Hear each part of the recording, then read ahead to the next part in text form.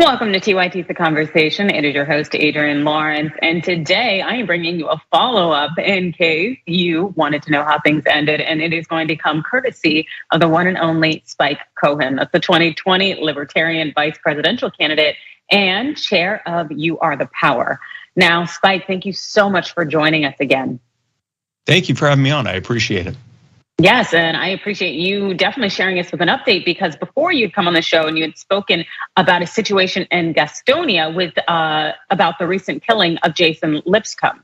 And I was wondering if you can kind of just bring everybody up to speed in terms of what we initially spoke about that brought you to the show last time. Sure. So last time, what I was on the show about was about the wrongful arrest and abuse of a homeless veteran named Joshua Rohrer. And long story short, they wrongfully arrested him. They illegally separated him from his PTSD service dog. They tased the service dog, who later died. They claimed that the service dog had bitten them and that he was resisting arrest. He and multiple eyewitnesses claimed that that's not what happened at all. And we have been fighting for the better part of several months, almost a year, to get that body cam footage released, which would have shown obviously what had happened one way or another. And for whatever reason, the Gastonia police and the DA, Travis Page, fought in court multiple times to block the footage from being released. Now that it has been released, we know why. Not only did they wrongfully arrest Joshua, not only did they assault him and his service dog, but they were also intimidating and threatening witnesses with jail time if they said what had really happened that they saw, and many other things. They committed multiple crimes. The video has just been released. That you can actually see that on my YouTube channel. And so now the next steps are we are pushing for full accountability for these two officers, Maurice Taylor III and Sierra Brooks, as well as any other officer who has committed a crime there. We are also calling for North Carolina's State Bureau of Investigation to get involved, because Officer Taylor's father is the head of internal affairs in Gastonia, so we don't expect an impartial investigation there. Yeah, no, there are layers to it. And so, but we have all of the charges have thankfully been dropped against Joshua. We now have the footage released to the public, and the next step is to get the justice there. And unfortunately, I wish I could say that was the only abuse or harm that was being done by the city government there. Wow, that's a very powerful thing that you were able to get the footage and then also to have the charges dropped, especially on behalf of this man, because he doesn't have the resources. And police, when we see abuses, often will target the most vulnerable members of society. Exactly. And so, yeah, seeing that you were able to use your privilege and your power to push for justice for Joshua is an incredibly powerful thing. And so you must feel an immense sense of relief. I'd like to say that, but I understand that this situation also rolls into the police killing of Jason Lipscomb. Can you tell us about that? It does. Well, I believe it does, because for those who have been following it, a man by the name of Jason Lipscomb, who was also killed by Gastonia police about a week or so ago now, and the police are claiming that he had run over one of the officers and that they were shooting only to defend defend the officer from him. And his survivors and family are claiming that's not what happened. Again, there's multiple officers on the scene. There's body cam footage. Maybe they're right, maybe they're wrong. I don't know. Let's see the footage. And this is a troubling continuing pattern where we see that the police there will make a claim and then do everything they can to keep the footage that would show us exactly what happened from being able to be seen by the public. And that's a very troubling thing. In addition to that, when we were out protesting and have been out protesting and rallying at the courthouse and at the city hall, we were told that we could do it so long as we remain, I think, at least 50 feet away from the building, which was on the sidewalk. Now that these mostly black protesters have been showing up for protesting the Jason Lipscomb killing. Now that's been made to 300 feet, which means either private parking lots where the private owners could ask them to leave, or the parking lot for, I believe, the city hall, where they could also be asked to leave because it's not safe to be picketing in a parking lot. So we have seen some unequal treatment there. There was a journalist by the name of Scotty Reed who was there on the public sidewalk, literally just observing and reporting what he was seeing in the protest, and he was arrested. It's a blatant violation of the First Amendment. Our activists with You Are the Power are already reaching out to Mr. Reed and to the protesters there to see how we can work together, because I believe this is a common fight. Yeah, and it actually sounds like it's something that we're often seeing across the country, where we're seeing abuses of power from law enforcement, and also a lack of transparency when there is a death or there's any kind of use of force that is lethal in some way. And so, I guess if you can help people understand a little bit more about what are the rules, what are the laws in particular when it comes to body cam footage. I know it can differ per city as well as maybe even on the state level. So what applies here? That's the problem, is that in North Carolina, instead of the body cam footage being able to just be automatically released or released in the case of someone requesting it, it has to be released by a judge. Now that shouldn't be a problem in and of itself, but we know what happens when it's in front of a judge. The judge is going to defer to the police and or the DA on what they think needs to be done. And so we see this time and time again in North Carolina. When the police don't want body cam footage released, it doesn't get released. And when they do want it released, then it does get released. So anytime that I will admit, I'm on the side of the if you have nothing to fear, then you have nothing to hide. Anytime that the police are trying to get body cam footage blocked, tells me that they have something to hide. I don't know, and it's a big problem. There's actually yet another thing that the city government there has been doing that has been an abuse as well, that has resulted in the death of nearly 100 homeless people in Gastonia in just the last year. Pastor Moses Colbert operated the only homeless shelter in Gastonia. They forced him to shut it down earlier this year. Dozens of homeless people have died as a result, and he's trying to get it reopened. They're now claiming that there's a water leak that he has to spend thousands of dollars to fix, even though it's on their property and it's their responsibility. And it's yet just another example of the complete callous disregard that the city government and the police and the DA and everyone else in power there have for the most marginalized in that community. And we're going to continue to fight until we get justice for all of them.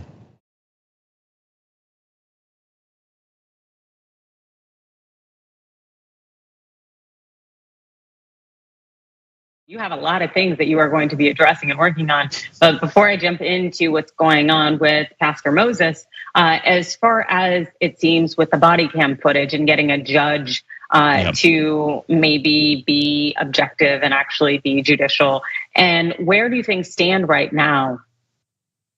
With the Jason Lipscomb footage, I don't even know if I don't believe the hearing has even been had yet to have the footage released. If and when that happens, we will be there calling for the release of the footage. There's absolutely no reason that we should not be seeing the footage. They've been relying on a Ring doorbell camera that shows a very small segment of what happened to say what happened. And the thing is, it doesn't really show what happened. You see a bunch of officers running towards a car, and then you hear a bunch of gunshots, but that doesn't tell the story. And so it's really a he said, she said until we see the actual footage. So no, we will absolutely be there calling for that. Another thing that we are calling for in the wake of all of these things is a change at the state legislative level. There's no reason that this level of bureaucracy needs to be had to release body cam footage, not this day and age. I mean, I would argue that it needs to be live streamed every time it's turned on. But if it's not that, at the very least, there needs to be a very easy, simple, streamlined process. This needs to be as simple as a FOIA request. There needs to be, unless they have a very compelling reason not to release it, it needs to be the standard that it is released. This is public information. It's paid for by the taxpayer. It is involving the possible abuse or even in this case, the possible murder of someone. And there's no reason that the public shouldn't be able to see what happened for themselves. And I couldn't agree with you more. There should be some kind of statutory time limit in terms of law enforcement preparing that footage so that it can be released and offered for anyone who would like to see it, because you are absolutely correct in terms of the public being the ones who technically do own the footage and should have the right to access it and to view it, because accountability and transparency is essential in what is supposed to be a democracy. 100%. But as we move on, because I want to make sure we get to discuss it fully in this time we have today about Pastor Moses Colbert. You mentioned that he is trying to reopen the homeless shelter and there is a water leak on the city-owned pipes, but the city claims that it's not their pipes. How is that? That's correct. How is what? It would either be their pipes or not their pipes. I don't understand. It's very It is very clear cut. It is on their pipes. They're just claiming it isn't. They're saying, no, this is on your side. Pastor Moses actually paid for a plumber to come out who confirmed, no, it's very simple that this is on the city's property. And so it should be theirs. And so when we go to the next city council meeting on August 16th, we will be there to call for many different things. And one of them will be for them to confirm that it is on their property and for them to fix it. Pastor Moses is trying to stem the tide of an incredible number of deaths that have happened of homeless people in that area with his faith, hope, and love ministries. His vision eventually is to not just have a shelter meeting their basic needs, but also to have an educational center and all sorts of other incredible stuff. But he can't do that if they don't have running water. I mean, first of all, the hygiene issues, but also the fact they wouldn't let him open it without the running water. So we're going to be calling for that as well. That's kind of wild to me, telling me that the shelter's probably inhabitable because of the city's behavior. That's very rich, and it's incredibly unfortunate. And it's those who are most vulnerable who end up losing out the most, particularly right now when we're seeing weather patterns that are first of their kind. And especially as we enter now the fall season, which will roll into winter. And so having these shelters available, up and efficient and operating is so incredibly essential. But there are so many things clearly that you are working on and fighting for there in the Gastonia area. And so I definitely commend you. And I am very, very happy that you are continuing to use your voice to uplift these individuals there. And for anybody who wants to look at that Facebook footage or also to get involved and to help uplift you, whether it's to show up at the courthouse during these hearing dates, can you please let people know where they can find more information and where they can follow you in your journey and your fight? Sure. You can follow my social media. I am Spike Cohen on Facebook, YouTube, Twitter, TikTok, Instagram, and everything. You Are the Power is also on Facebook, Instagram, and Twitter as well. Or you can go to youarethepower.net to become a member. What we're doing in Gastonia, we're doing across the country. This is just one of many cases that we're taking on like this, and we'd love for you to join us. We are fighting for justice wherever it needs to be fought for. Yes, and thank you so much for continuing that fight. We very much appreciate it. We commend you, and we encourage those viewing to join you. So thank you so much. That's Spike Cohen, 2020 Libertarian Vice Presidential candidate, as well as the chair of You Are the Power.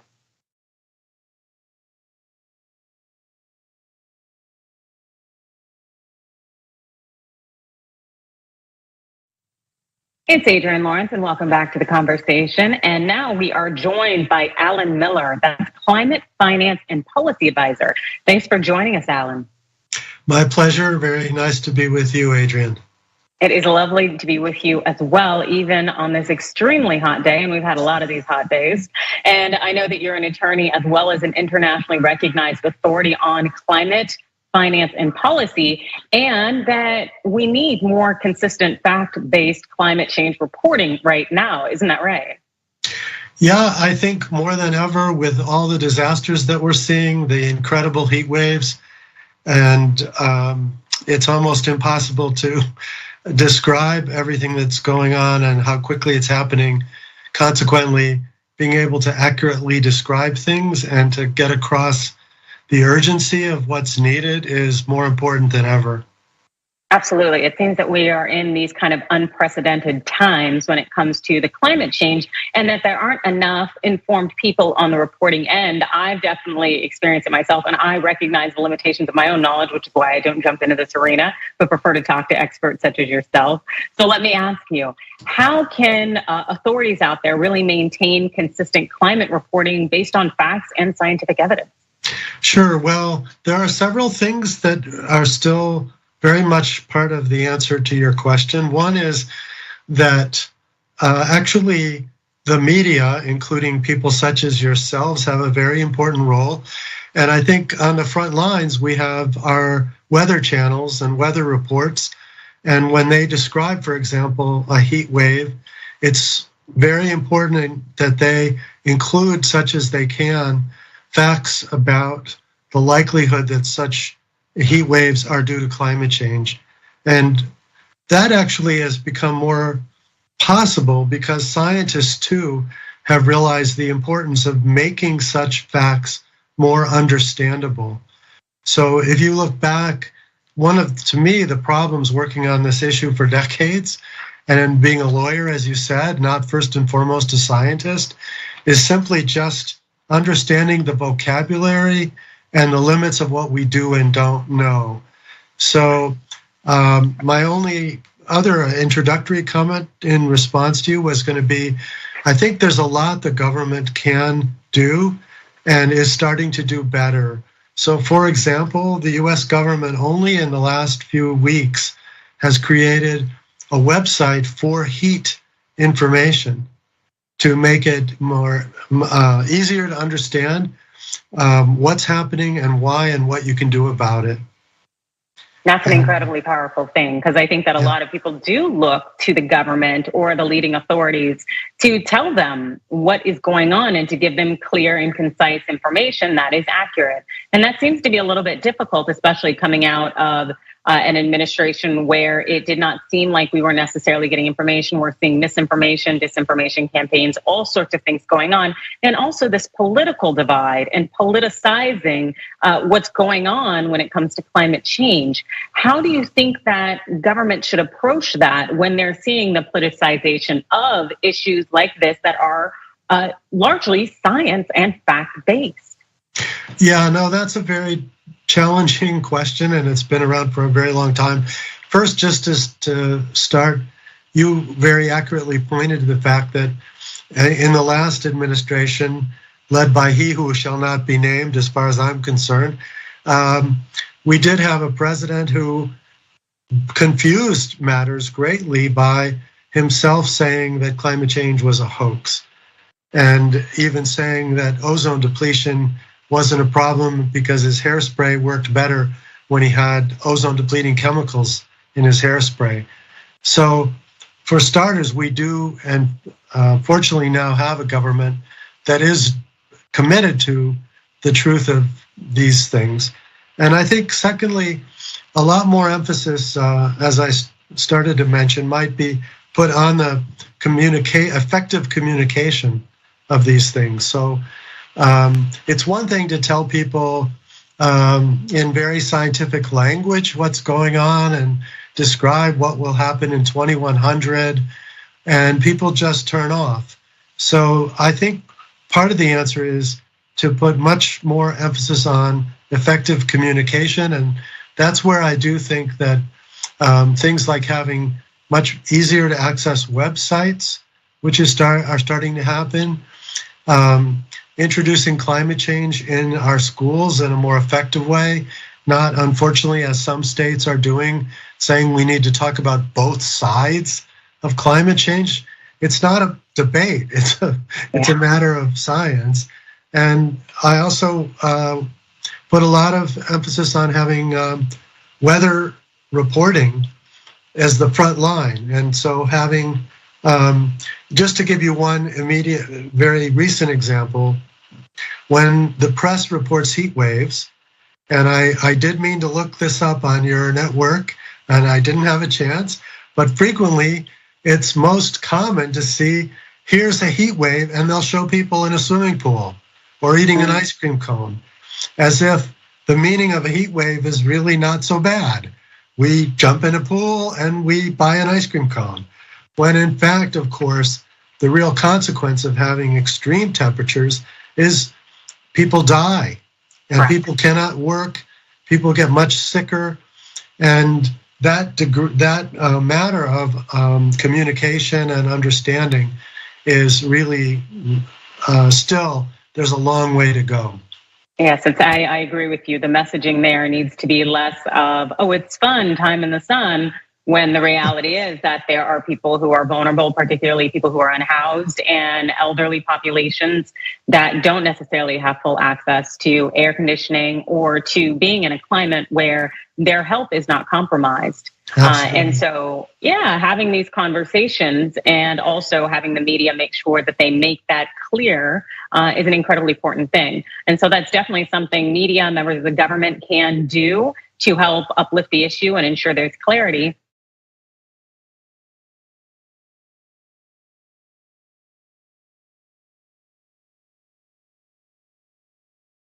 But let me also ask you, how can the average person fact check reportage in the media? Sure, well, that's never been simple because like so many other issues in our society, there's a lot of vested interest in confusing people and creating doubt. And that's been true, but going back to the issue of smoking and tobacco, and continue until pretty recently with oil companies, as we know, spending a great deal to challenge public understanding. So I think there's not a simple answer to that. And that's part of why I think what the schools do in educating the public is so important. And if we all had children at home who could come home and say, as I recall myself, how much influence my daughter had on promoting recycling in my household. And I don't know if you have kids, Adrian, but I'm sure if they came home and told you what they had learned in school that day about climate change, it would have an influence in your household as well. Absolutely. I think that can be a very powerful message when it comes from people who love you, but also it does kind of put it in the framework of how you care for our earth, our world right now will have the impact on my future. And so I think that that's an incredible message that hopefully people will really share with those that they love. And so let me also ask you, when it comes to people really stepping back in this political climate, when it comes to elections, what impact does climate change reporting have on politics and elections? Oh, I think increasingly it's becoming a more and more important issue. It's unfortunately become extremely partisan. So it ranks near the top for Democratic voters and near the bottom for Republican. But it's also a generational issue. And I think as being a baby boomer myself, born in 1949, I think seeing the difference, I still teach in a number of universities as well. And I think there's an extraordinary generational difference here where as younger people urgently need to vote on these things, it's their future more and more, much more than frankly mine. And I think about this with my own daughter and hopefully maybe my friends, many of whom have multiple grandkids at this point. So as they age and become voters, I think that's going to become, it's going to be, in answer to your question, an increasingly important political divide.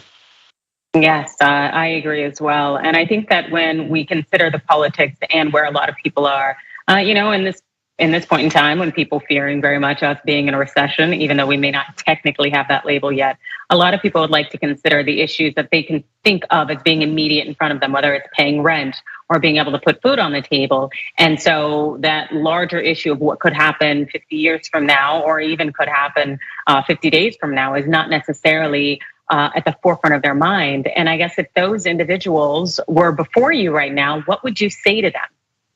Yeah, no, I think several things, starting with the reality that we started off this conversation talking about the extreme heat waves. We also could refer to the flooding of extraordinary magnitude in Kentucky and in St. Louis, where you've had 9, 10 or more inches of rain in 24 hours, amounts of rain that typically would take months. Those things are costing millions and even billions of dollars today, not 50 years from now. These are real world consequences right now. And I think putting more emphasis on making those connections to climate change, what it's doing already, and how much worse it's going to be month by month, year by year, and places which, Portland or Oregon, people didn't have air conditioning, they didn't need it. And they had 110 degrees and with the extraordinary kinds of consequences we're seeing. So not a simple answer, but I think it's very much part of what needs to happen now.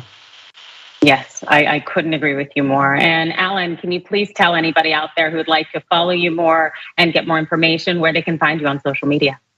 Yeah, absolutely. So I have an author website, Alan S. Miller, Alan S. as in Sam, Miller.com. And I post everything that I write. I'm a frequent blogger on current topics like the recent Supreme Court decision, and do accept email through my website. Fabulous. Thank you so much for joining us. That's Alan Miller, Climate, Finance, and Policy Advisor. Thanks, Adrian.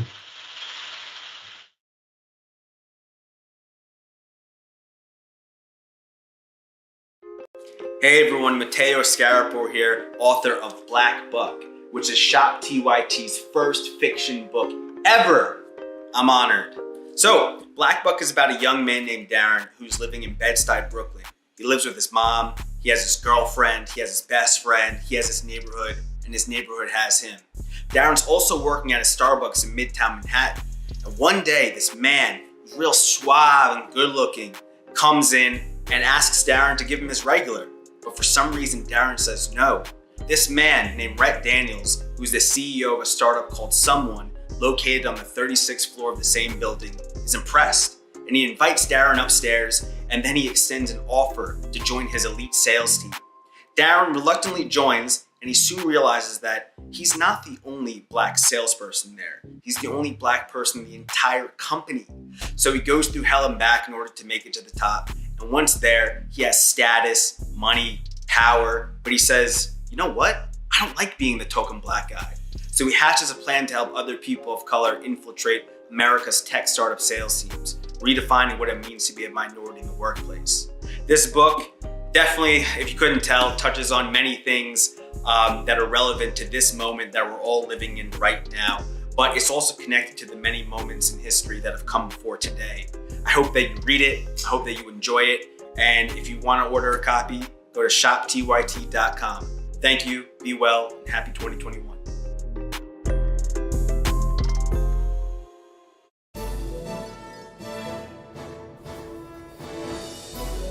Breaking news with Brett Ehrlich. This is Brett Ehrlich with Breaking News with Brett Ehrlich. Bernie Sanders wants to break Wall Street, and he wants to break it real bad.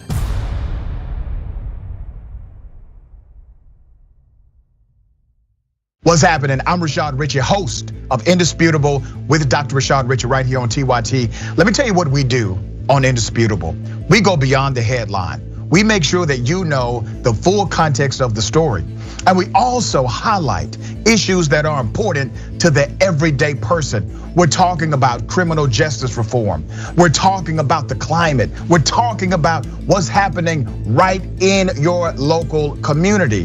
We also highlight very important issues that are affecting all of us, like the economy, jobs, and we engage in transparent debates with people who may not think like me. We're living in a current social atmosphere where opinions are represented as facts and lies are represented as truth. Make sure you tune in to Indisputable with Dr. Rashad Richey, Monday through Friday, 2:30 p.m. Eastern Time, 11:30 a.m. Pacific Time.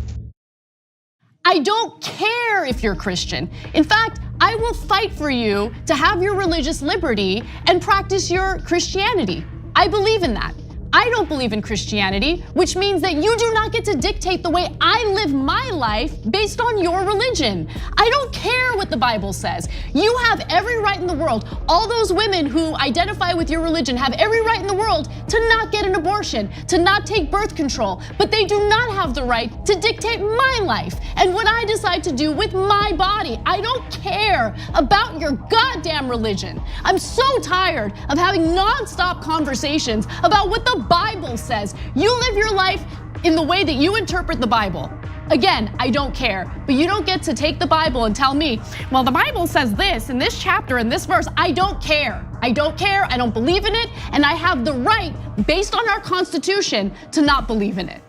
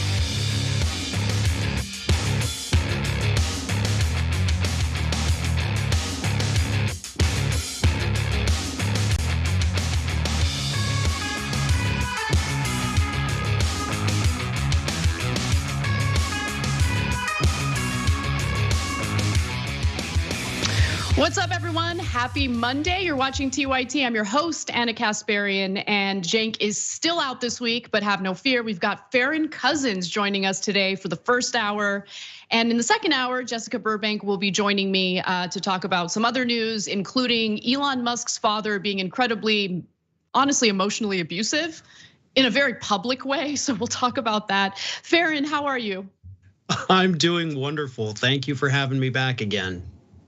Yeah, there's a lot of daddy issue stuff happening with powerful men in this country, and we all get to suffer the consequences of it. So we will be talking about that. But in the first hour, I'm really looking forward to a discussion about what the future holds for the proposed legislation that was negotiated by Joe Manchin and Chuck Schumer over in the Senate. What is Sinema going to do about it? Well, there are already some signs indicating that she is not in favor of the very modest tax hikes for hedge fund managers and the like. Later in the first hour, we'll also discuss Senator Pat Toomey getting real defensive over the backlash that he has received after blocking legislation that would have expanded healthcare to our veterans who have suffered health consequences from exposure to toxic burn pits. So we'll get to that video and more later in the first hour. And as always, just want to encourage you guys to like and share the stream if you're watching us on YouTube. We're gonna have a great bonus episode today. So if you want to watch that, you'd have to be a member. You can click on that join button if you're watching us on YouTube, or you can go to tyt.com/join. And for now, why don't we get started with our first story? Kyrsten Sinema. What does the future hold for her? Manchin and Schumer signed on to this bill, assuming that the party would fall in line behind them. That's now not looking like a sure bet, at least if Kyrsten Sinema has anything to say about it. Reality is Manchin is yesterday's news. Manchin is yesterday's news. That is a right-wing Republican panel on Fox giving up on Manchin because he did negotiate a pretty watered-down bill with Chuck Schumer that does provide very modest tax hikes for the rich, and also some funding to combat climate change, and also, of course, for Manchin, the most important part, expansion of drilling for natural gas on federal lands. We've talked about that in great detail. You can check out those videos from previous shows. But the question is, will Kyrsten Sinema play ball? Will she vote in favor of this legislation, which is likely, if it passes, to be done through the reconciliation process, meaning they can do this without the legislative filibuster obstructing the effort. They can do it with a simple majority, but they would need every single Democrat, including Sinema, to sign on to the legislation. So the question is, will she do it? And if you look at her past comments about any type of tax increase that would impact her wealthy, beloved donors, she's always said that she'd put a stop to it. She wouldn't support it. She wouldn't vote in favor of it. Now, as Common Dreams reports, as Sinema reviewed the 725-page bill over the weekend, reports suggested she is likely to object to a $14 billion provision taking aim at the preferential tax rates for wealthy investors, who of course make up a large portion of her donor base. Sinema has long objected to the closure of the carried interest loophole, which pertains to the percentage of profits hedge fund managers keep from investments. The profits are not taxed the way we're taxed for our income. They're taxed at a rate of about 20% compared to the 37% top tax rate for ordinary income. And so this is not at all surprising to me. Now, there's a lot of speculation about what she's likely to do. Manchin is trying to urge her to vote in favor of the legislation. That, by the way, is a red flag for me because Manchin is always looking to enrich himself through fossil fuels. So I'm worried that any positive impact by the climate change provisions would be mitigated by the damaging impact of the expansion of drilling for fossil fuels on federal lands, by the way. But nonetheless, Farron, we're speculating here a little bit, but what do you predict is gonna happen with this bill? They are probably gonna have to come back and maybe adjust what the carried interest loophole removal would pay, okay, instead of bumping them up to 37%, Senator Sinema, what if we only bumped them up to 32% or 31.25%? It's got to be some kind of negotiation on what that final number lands on. And again, we're talking about a very small tax that applies to a very small group of individuals. But even that is apparently too much. I mean, the grand total of it may be 14 billion, in funds that it could raise. And it also, by the way, changes, how long you have to hold the asset. So you have to have it for a certain amount of time instead of just immediately flipping a stock or an investment and dropping it down to 20%. So they may drop that part out of it too. But this is legislation that the Democratic Party understands. We got to do something 100 days out from midterms right now, 100 days. We have to do something or we're going to get pummeled. And it does concern me because I feel like they would still be willing to give away the farm just to get enough votes to get this thing passed. So God only knows what's going to happen. Who knows what Manchin's going to say while he is the delegated guy, like go talk to her and get her to go along with this.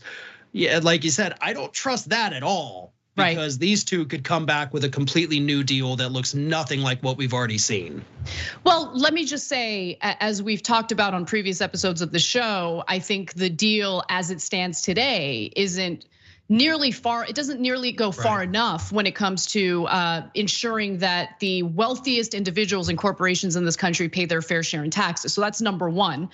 When you take a look at the percentage of taxes ordinary working Americans pay from their income versus the percentage of taxes the wealthiest people pay in this country, I mean, you get a sense of how skewed the system is in favor of the rich and how punitive it is for ordinary working Americans who are already getting screwed with low wages, with terrible benefits, with, in some cases, awful working conditions. But you mentioned how desperate they are to get anything passed. And I think you're right about that. And given the desperation here, I would speculate that they are very likely to just do away with any tax increase provision. And I want to be clear, the way that it's written right now is not an overall tax increase for carried interest. So according to Business Insider, and this is a comment from Kimberly Clausing, she was a tax official for the Biden administration previously. She says, quote, "The bill would not entirely close the loophole. No, we can't have that, but would lengthen the amount of time that you have to hold the investment for it to qualify as a capital gain." So it's already weak sauce to begin with. I have no doubt that they'll probably cut it out in the final bill just to get Kyrsten Sinema on board. And then what's left? Yes, there is some money appropriated to combat climate change. My fear, my worry, again, and I'm gonna repeat this over and over again because it's important and it's really a perspective you're not getting in many other outlets other than independent progressive media. The fact that we're expanding drilling for natural gas, which releases methane into the atmosphere. And this drilling will be done by private corporations, private fossil fuel companies on federal lands that belong to all of us, is a huge problem. And I wanna know just how much it will mitigate some of the positive impacts of this legislation. Now, Manchin is wanting, of course, Kyrsten Sinema to vote in favor of this legislation, but it's interesting how he kind of worded his argument in the next clip that you're about to watch. So let's take a look at that and I'll explain what I mean. And I agree with her 100%. We're not going to raise taxes and we don't. And on that, I think that basically when she looks at the bill and sees the whole spectrum of what we're doing and all of the energy we're bringing and all the reduction of prices and fighting inflation by bringing prices down, by having more energy, hopefully she will be positive about it. But she'll make her decision and I respect that. Wait, I thought you were raising taxes in this legislation.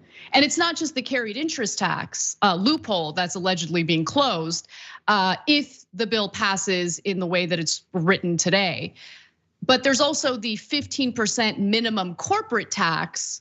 And there hasn't been a lot of commentary about that yet, but I'm gonna go ahead and guess that Sinema isn't gonna be in favor of that either, but we'll see. What do you think, Farron? No, I agree with you 100%. I don't think Sinema, based on what she's told us in the past, that she's never okay with any of these tax increases. I just can't see her going along with this especially because she's not facing election in November. And as much as we always like to think like, oh, this is going to come back to bite her, she's got a couple years to go. And believe me, the public will have, we can put it in campaign ads, we can mention it in the campaign trail, but you can never recapture the anger that you felt at the time when those things happened. So a lot of times when years pass, they get away with it. That's how we end up with so many horrible people always coming back to DC, because the outrage subsides. They may do one or two things that are decent, they'll ride on that. So Sinema, unfortunately, and Manchin, to a degree still, they hold all the cards because they know y'all got to do something. You got to pass this legislation. It's riding on me. You got nothing without me. So you're going to bow down to me. And I do think it is absolutely ridiculous that we're sitting here, Democrats, trying to say, well, how few people can we raise taxes on to pay for not destroying the planet? Meanwhile, on the Republican side, you got Donald Trump burying his ex-wife at his golf course so he can get tax break. Like, that's the kind of difference between here. Like, well, maybe a couple rich people could pay more, and Trump's like, put the body over there, I don't have to pay taxes anymore.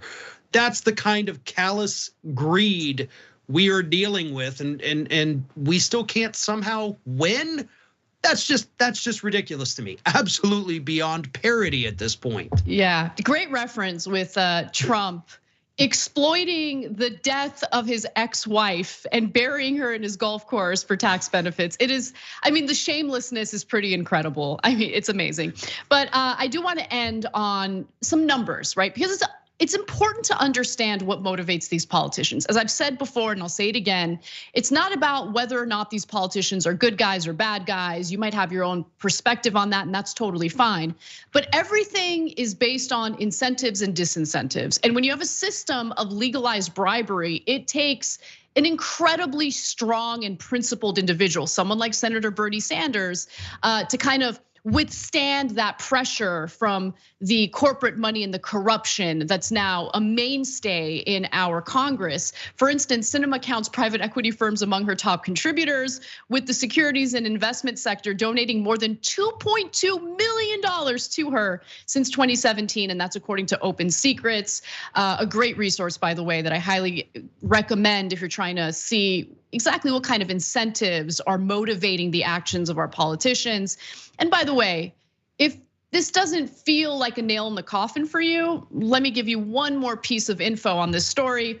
Sinema has indicated that she is open to letting Republicans modify the bill as the GOP plans to attempt to kill the reconciliation package with poison pills, further weakening a package which already mandates oil and gas leasing in Alaska and the Gulf of Mexico, and severely limits the authorization of new wind or solar energy development, angering climate campaigners.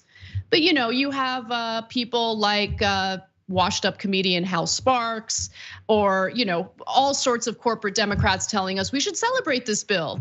Climate activists love this bill. Well, I've heard from quite a few climate activists who do not love the bill as it stands today.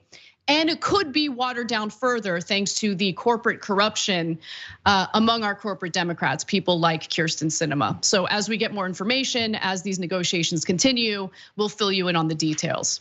For now, let's move on to a strategy by Democrats that I think is questionable to say the least, but they have a longtime defender. Let's do it. We think the contrast between Democrats and Republicans as they are now is so drastic that we have to win. I love that woman. I just worship her. Yeah, there you have longtime Democratic operative James Carville creepily declaring his undying love for House Speaker Nancy Pelosi as she defends the strategy of Democrats promoting and uplifting incredibly dangerous Republican candidates in congressional races. And the idea is, well, if we prop up Republican competition that happens to be extreme and insane, well, voters will have no choice but to vote for us wonderful moderate Democrats. What could go wrong? Well, I think we saw back in 2016 what could go wrong with the presidential election. And there's a lot of backlash among the Democratic electorate and even some in the media in regard to what Democrats are doing with this strategy. They say it's risky, they say it's dangerous. But I do want to go to this next clip where we hear more from Carville on why it's not a bad idea at all. It's a great idea. We've seen efforts by Democratic campaigns and outside groups to tilt the playing field in their favor by propping up extremist Republican candidates in some of these races, some of these very critical races around the country. The idea that it would make it easier for Democrats to win. But on the flip side, if the vote doesn't go their way, you could end up with conspiracy theorists, election deniers, and so on, in some pretty important places. The idea of a political campaign is to win the election. It acts in its own interest. And let's take Pennsylvania. It clearly was in Josh Shapiro's interest that the Republicans nominate Doug Mastriano. I've done the same thing. I would do the same thing. I don't see any ethical or moral problem with doing this. And again, I think most of the opposition to this is from the pontifical class, mostly located on the coast. I don't see anything wrong with this. And you try to do everything you can to help your candidate or your party win an election. And that's pretty simple. And that's what the DCCC is trying to do. Now, sometimes it backfires. Sometimes it doesn't work. Well, okay, people do stupid things from time to time. But I wholeheartedly endorse this idea of being involved in their primaries to help them nominate the stupidest, goofiest, extreme person they can. So Farron, I don't understand what he's saying here, because on one hand, he's like, this is smart, I would do it. There's no ethical problem with it whatsoever. Sometimes it doesn't work out because sometimes people do stupid. So is it stupid or is it smart? Is it only smart when it works? What was that? I do. I love. It's like, hey, this is a great idea. Maybe it doesn't work though, and then hey, we're left with the goofiest, nuttiest, whatever it is. First of all, let me just point out something about James Carville. I don't know why we ever listened to him. I don't know how he got put up on this pedestal, because he helped Bill Clinton win 2 elections in the 90s, where Clinton didn't even get 50% of the popular vote in either of those elections. That's something people forget, right? Bill Clinton won 2 terms because Ross Perot siphoned off enough of the vote to allow Bill Clinton to win. And we treat James Carville and Paul Begala like, oh, well, they did this, they're wonderful. No, had it not been for Ross Perot, nobody would give a crud. Sorry, almost, but anyway, nobody would care one bit who these 2 idiots were. They'd be laughed out of DC. They lucked into this position of being put on a pedestal, and I'm looking at the numbers right here, verifying what I'm saying. Secondly, the success story they point to, a lot of these articles, is Claire McCaskill. Oh, well, look, we elevated Todd Akin, the legitimate rape guy, and Claire McCaskill won that Senate seat. Okay, wonderful. What happened next, right? Where's Claire McCaskill today? Because I think Josh Hawley is sitting in that seat today. So doesn't always work out, even in the examples that they say, look how it worked. It's no. You also got to look down the road a little bit, because it didn't work out for anybody in the end. Absolutely, and it's interesting because the only thing corporate Democrats, I want to really draw a distinction here. The only thing corporate Democrats run on at this point is vote for us because we're better than the Republican Party. Republican Party's super dangerous. They want to steal elections. They're going to dismantle our democracy. They're a real threat to the future of this country. Well, it's really, really hard for you to make that argument when you are literally propping up with your own campaign funds the extremist Republican, because that's what you need in order to run your campaign. It's not like they would ever have the audacity to run a campaign based on policy issues that the electorate desperately need and want. Progressive policies that fund social spending programs that actually materially improve people's lives. When you take a look at the history of the Democratic Party and why the Democratic Party was successful in previous elections throughout this, nation's history, right? Like especially from the New Deal on. It's because they represented themselves as the party that looks out for ordinary working Americans. Well, now that we have unlimited campaign donations, legalized campaign, bribery essentially by our corporations, well, they've moved further and further away from representing the needs of the working class. Politics has become nothing more than nonstop culture war narratives. And for Democrats, I mean, look, you have Republicans who run on, be afraid of the LGBTQ community, be afraid, right? They run on abortion issues, they run on all sorts of things, are just completely cloaked in politics. Democratic side, they have their own brand of fear-based politics, and the reason why they focus on it, the reason why they try to scare the electorate about the dangerous nature of the other side, is because their corporate donors don't want them to run campaigns that feature social spending programs that are incredibly popular with the electorate.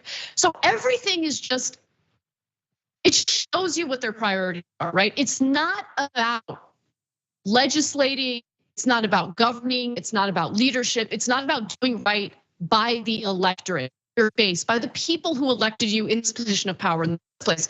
It's all about me. I want this position of power. I want to be elected into this congressional seat or whatever it is. I want to get reelected into this congressional seat.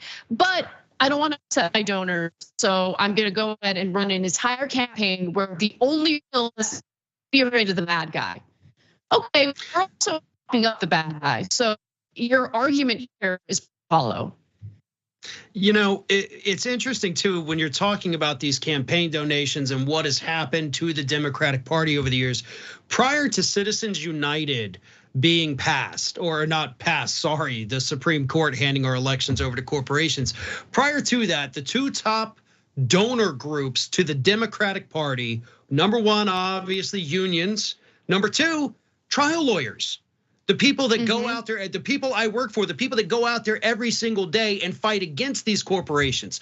Those were the two biggest donor groups to the Democratic Party. And that's what the Democratic Party, we were told at least, stood for. Citizens United passes. Who takes over the top? Wall Street banks. That was now, last time I had checked, it's been a couple months, but that was the top donor. Wall Street banks took over for these groups that actually fought for better lives, fought for a cleaner environment, fought for worker safety. All of those groups get pushed to the wayside now because the money from Wall Street is just far greater than anything the unions and the trial lawyers could ever even imagine. And it's so obvious how it has warped this party to where, yeah, it's difficult for them to go out there and run on the issues because they don't even really know where they stand on these issues. So instead, like we're talking about here, what do? They say, okay, let's put the nuttiest, goofiest person you can find and then say, hey, you don't want this guy in office. You need to vote for us instead because look at him. Look at this weirdo. That's not a campaign, but that's what the Democratic Party's doing today. Like, well, at least we're not goofy over here. It's again, ridiculous is the word I always come back to because that's what politics has become. Absolutely, and we end up suffering the consequences of all of this. I just want to fill in a few blanks in regard to what Carville said in that interview with Jim Acosta, because he specifically mentioned the race between a Republican by the name of Doug Mastriano and a Democrat, Josh Shapiro. Josh Shapiro helped to prop up this MAGA chud by the name of Doug Mastriano, and this is the, I believe, the gubernatorial race in Pennsylvania, if I'm not mistaken. So yes, it's the gubernatorial race. They're running for governor, and here's what we know. Okay, polls show that Republican Doug Mastriano behind Democrat Josh Shapiro only by 3 points, 3 to 4 percentage points, which is within the margin of error. I give you that because Democrat Josh Shapiro got real bold, real cocky, and thought there's no way this MAGA chud is going to win this seat or this gubernatorial race. And fact of the matter is, there's a pretty good chance that he will win this gubernatorial race. And so play stupid games, win stupid prizes, but at the end of the day, the people who really suffer are the individuals who are going to end up living in that state. And it didn't have to be this way. You could have a Democrat who actually runs on issues that matter, but no, let's prop up the person that we think is extreme because that'll give us a better shot at winning. But it turns out that's not necessarily the case. All right, we got to take a quick break. When we come back, we've got more news for you, including Pat Toomey getting defensive after he received a lot of backlash for denying veterans the health care they need to survive. We've got that and more coming right up.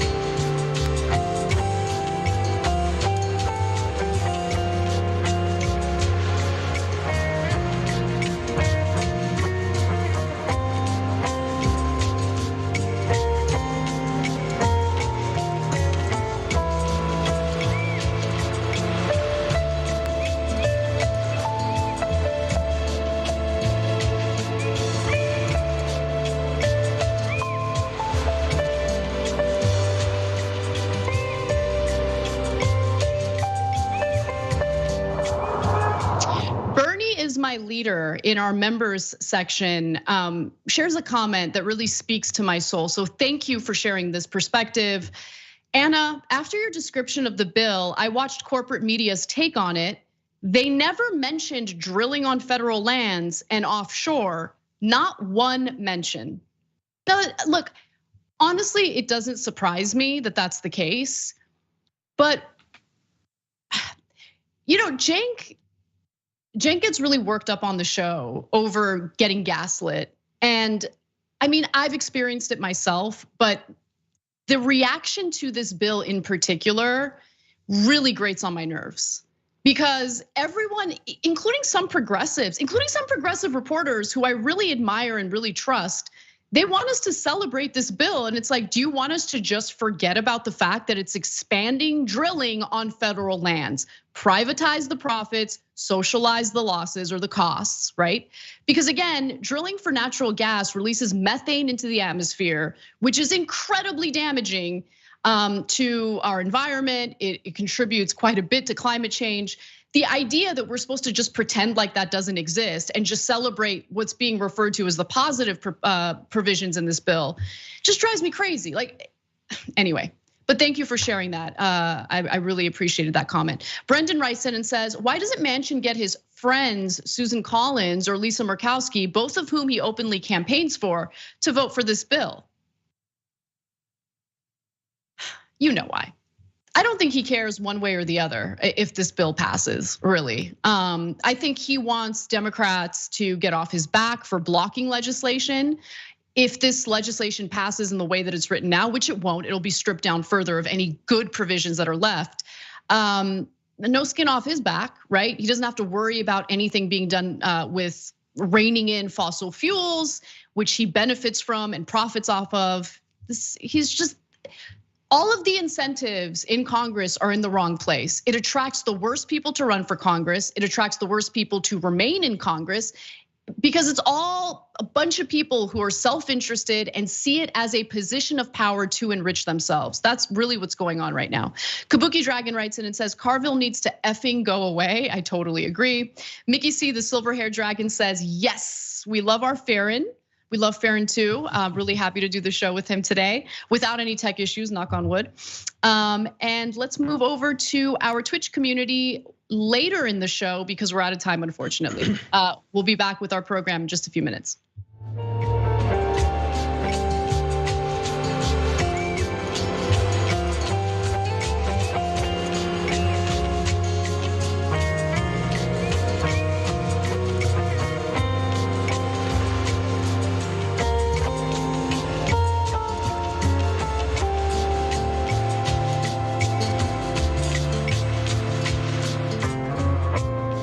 Welcome back to TYT. Anna Kasparian and Farron Cousins with you. You can check out Farron's work on YouTube, where he hosts a show aptly titled Farron Balanced, one of my favorite show names imaginable. Farron, where else can everyone find the work that you're doing? Also, the other YouTube channel, Ring of Fire. So it's youtube.com/The Ring of Fire. Twitter, Facebook, Instagram, and TikTok, which I promise I will start doing something on TikTok. But all of those, I'm at Farron Balanced. So as long as you remember Farron Balanced, you can find me wherever it is you're looking for me. So that's where I am all over the place. I also wanted to just quickly read from our Twitch community, because Ozal or Ozal84 says, by the way, thank you for being subscribed to our Twitch channel for 26 months. It was my birthday last week, Tuesday, and I missed my chance to get a birthday shout out. Anna, can you please shout me out a belated birthday? Happy belated birthday. I was also born in July. I think it's a pretty great month. And I hope you had a great time. I hope you're enjoying yourself this week as well. So love hearing from you guys. You can always become a subscriber for free on Twitch. If you are a Prime member, you can use your Prime membership to get a free subscription. And I highly recommend that, because what's better than funneling money from the richest man in the world, or one of the richest men in the world, to independent progressive media. Love to see it. All right, well, why don't we move on to some other news today?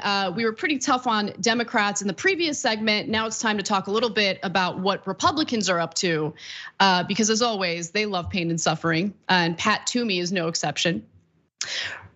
Republican Senator Pat Toomey is getting real defensive following the backlash he's received over his decision to block the Promise to Address Comprehensive Toxics Act, which would have expanded healthcare to cover veterans who are sick due to exposure to so-called burn pits. Now, why did this Republican senator block the bill? I mean, Republicans claim that they support our troops, they really value our soldiers and our veterans. All right, they don't really care about them at all. They just use that as a talking point for campaigning. Well, here's Pat Toomey attempting to provide cover for his terrible, terrible, callous decision. This is the oldest trick in Washington. People take a sympathetic group of Americans, and it could be children with an illness, it could be victims of crime, it could be veterans who've been exposed to toxic chemicals, craft a bill to address their problems, and then sneak in something completely unrelated that they know could never pass on its own, and dare Republicans to do anything about it, because they know they'll unleash their allies in the media and maybe a pseudo celebrity to make up false accusations. The Republicans are not opposed to any of the substance of the PACT Act. The my honest Democratic colleagues will fully acknowledge that my objection, and if I get my way, I get my change, it will not change by 1 penny any spending on any veterans program. What I'm trying to do is change a government accounting methodology that is designed to allow our Democratic colleagues to go on an unrelated $400 billion spending spree that has nothing to do with veterans and that won't be in the veteran space.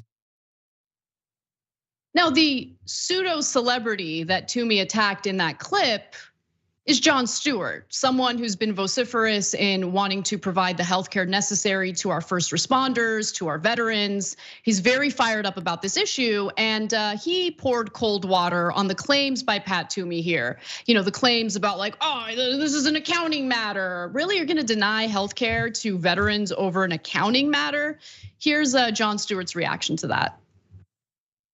He says, as it's written, the money can be used for things unrelated to veterans. That's nonsense. And burn pit exposure. It's just utter nonsense. The Secretary of the VA has to go every year, even though it goes into a mandatory spending tranche where it comes to that. The VA Secretary still has to go in every year and explain the appropriation and the use. And the spending of the money is related to the bill. It's not a slush fund. Right. But if you want to talk about slush funds, if Senator Toomey wants to explain his fiscal conservatism, then why is it that he voted, every year we vote for what's called the OCO. It's a $60 billion, $70 billion fund that goes on top of the $600 billion or $700 billion or $800 billion that the Pentagon already gets. And it is unaccountable, there are no guardrails. It truly can be spent on pretty much whatever they decide they want to spend it on. Toomey's never raised a peep about it. And the reason why he's never raised a peep about it is because Toomey loves slush funds that benefit his corporate donors, particularly those who serve as private defense contractors and tend to get all sorts of favorable treatment in the defense bill. So Farron, I'd love for you to jump in here because, we often criticize Democrats and it's much deserved. But Republicans are always on another level. I mean, the callous nature of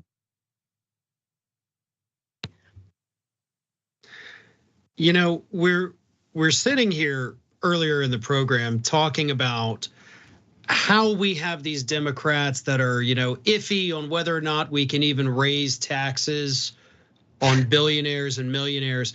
But then again, we always look to the Republican side and they're saying, well, we're not going to take care of the soldiers that we voted to send overseas. They got exposed to some of the worst toxins imaginable. I mean, the damage that these toxins do to people, I don't think most people understand this. It's not something that gets better. Okay, these are not individuals who are gonna get a bunch of money, go to the doctor a year later like, hey, great, my life is wonderful. These are lifelong problems that will never be completely fixed. All we're trying to say is, you know what, we did this to them. We did this to them. And in the case of the Agent Orange victims in Vietnam, we literally did this to them. I think we should pay for that. That's all this piece of legislation is saying. And you can't even get Toomey and these other Republicans to come out there and be honest about it. And the reason they don't have to be honest about it is because they know that their followers, their base, whoever it is, their voters, they're not gonna go and look it up, right? They're not gonna do the homework that Jon Stewart did there. So it's good that Tapper put Stewart on there to explain like, no, he's lying to you about this. Because if he doesn't do that, the audience is gonna hear, oh, well, I didn't know it was a giant slush fund that Democrats could take and spend on whatever. But at the same time, it was also his job as the interviewer to call that out. He should have done his homework and not let him say it in the first place, but he didn't do it. And to think, Bernie Sanders, I guess it was today, maybe yesterday, came out and said, you can't send these people to war and then not take care of them when they get back. I'm paraphrasing, of course, he said it far better than I could. But that's at the heart of this.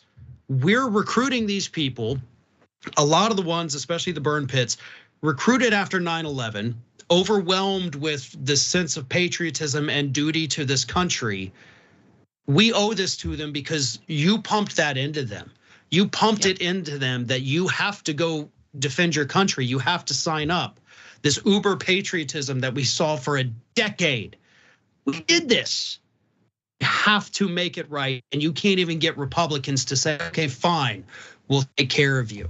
It's sickening the way these people act and lie about it too and get away with the lies. That's sick. Right, exactly. I mean, it is sad that you need a celebrity like Jon Stewart to cut through the BS because any other person on the broadly speaking left isn't going to get the kind of airtime that Jon Stewart got on CNN. And I love the point that you made about Jake Tapper, which is, look, he's right in front of you. You're supposed to be an anchor who's well versed on these issues. You've got to challenge his lies and his talking points in real time. And Tapper did fail to do that, but at least Jon Stewart was later interviewed and was able to respond to it and pour cold water on the excuses that we heard from Toomey. It's also worth knowing the context of this bill because the exact same piece of legislation actually passed the Senate with widespread bipartisan support. Then it went to the House and they got sent back to the Senate where it got blocked by the same Republicans who previously voted in favor of it. For instance, the bill, the Honoring Our Promise to Address Comprehensive Toxics. Is that a word, toxics? Like I don't, it sounds weird. But anyway, Toxics Act was approved in the Senate in June by a vote of 84-14. It went back to the Senate again for a procedural vote last week and was expected to pass with its broad bipartisan support. But that was when Toomey and other Republicans, of course, blocked it. It would need to pass the legislative filibuster, which requires 60 senators to vote in favor of it. So many of those Republican senators who previously voted for the exact same bill later blocked it. Veterans Affairs Secretary Dennis McDonough said that Toomey's delaying action was petty and unnecessary. He said the accounting changes that Toomey is seeking would harm veterans' care. I can't in good conscience do that because the outcome of that will be rationing of care for vets, which is something I just can't sign up for, he said. And so that's the reality of the situation, right? I don't know what the real reasoning is for Toomey. I would probably speculate that he got a little salty after Schumer and Manchin came up with some sort of deal, legislation that would fund climate change efforts, and they're gonna pass it through reconciliation. Allegedly, we'll see where it goes. Maybe that's what he's salty about, who knows? But the idea of delaying any type of healthcare that's desperately needed by anyone in this country. I mean, obviously, we're talking about vets here, but let's just take a step back and look at the general population. We don't help our fellow Americans when they're ill. And that's in the richest country in the world, one of the wealthiest countries in the world. The fact that we allow our fellow Americans to suffer, to die without the healthcare that they need to survive says a lot about our government, says a lot about legislation that's prioritized in this country. And you would think that in the very least we would take care of our veterans. But of course, that's not the case, especially when we're dealing with these Republican lawmakers and their disgusting narcissism. Anyway, we got to take a quick break. When we come back, we've got more news for you, including some highlights of the Alex Jones trial, which I will admit I have been watching closely because I enjoy every minute of it. You will enjoy it too. So come back, we'll show you some videos.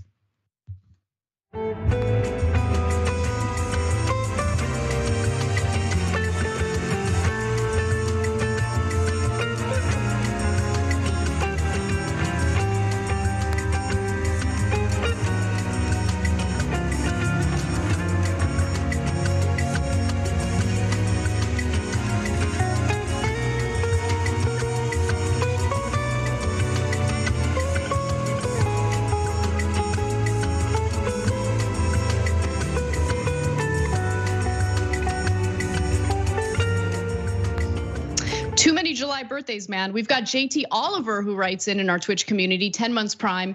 Anna, my birthday was this past weekend. July babies unite, and I'm giving party favors. Here's 10, oh my God, 10 subs. That's very generous of you. Thank you so much for the support. July is my favorite month, and it's not because I was born in July. I don't really care that much about my birthday. I just love the summertime. So get to put on like a nice little sundress, easy peasy, go out to the beach or to the pool. I love the summertime. I'm so sad that it's like, we're gonna blink and it's gonna be over. So we gotta soak it in. Galfar writes it and says, looks like we will be adding some dragon of fire to the tasty stories presented by the Salt Dragon today. Love it. Sabina gifted 5 subs. Thank you so much for that. And Sunshine Dragon also gifted a sub. Let's see, what else do we got here? Cody, the Epilepsy Dragon, with a very sweet comment. 10 months prime, by the way. Hey, TYT fam, I want to thank everyone from the hosts, everyone behind the scenes, and especially my Twitch family. This whole community has brought out more empathy toward others, never hated, but have started caring more. Love and smile at everyone. You guys are the best. I love that. What a great comment. All right, let's move over to our super chats. Moondragon writes in and says, I want to get this in early. I'm always here for Farron, Ring of Fire and Salt on Fire. Woo! Yes, it's been a good show, Farron. You're a great person to host the show with. So thank you for doing it. Well, thank you. I appreciate the kind words. Of course. We've got anti-fascist superstar Kirsten Sinema of the state. Oh, Sinema of the state. I love that. Bahamut writes in and says, question for Anna, why do you always wear just one pod? I just don't like the way they like. I don't like the way they look. I try to cover it with my hair, but I'm doing a bad job today. So I only need one to hear the show. We've got Pitchforks Dragon who says, I bet Gavin Newsom petition would do better if TYT had a single show when Californians were off work, like a primetime show or evening show replay. Yes, you are persistent with that, and I love it. So thank you for that comment. We've got Draven815 who says, propping up a crazy conspiracy theorist to help a moderate Democrat win really worked out well in the 2016 presidential election. Exactly. I mean, they're playing with all of our lives, and they don't care because it's not about serving as a public servant. It's about doing whatever they can for themselves to get themselves elected. That's really the end goal. We've got Tanya LeBron who did not write in, but thank you for the super chat. We appreciate it. And special thanks to all of our YouTube members. You can become a YouTube member by clicking on that join button if you're watching us on YouTube. Nicolette writes in, and Nicolette's been a member for 12 months. Bo of the fifth column made a great point about the PACT Act. It's workers' comp. They were injured on the job, and the employer was the US government. That is a good point, and I was thinking about that too. I mean, in the very least, the government should provide the health care that they need to get the treatment that they need from the illnesses they got from the job, right? Anyway, let's get back to the show. See you there.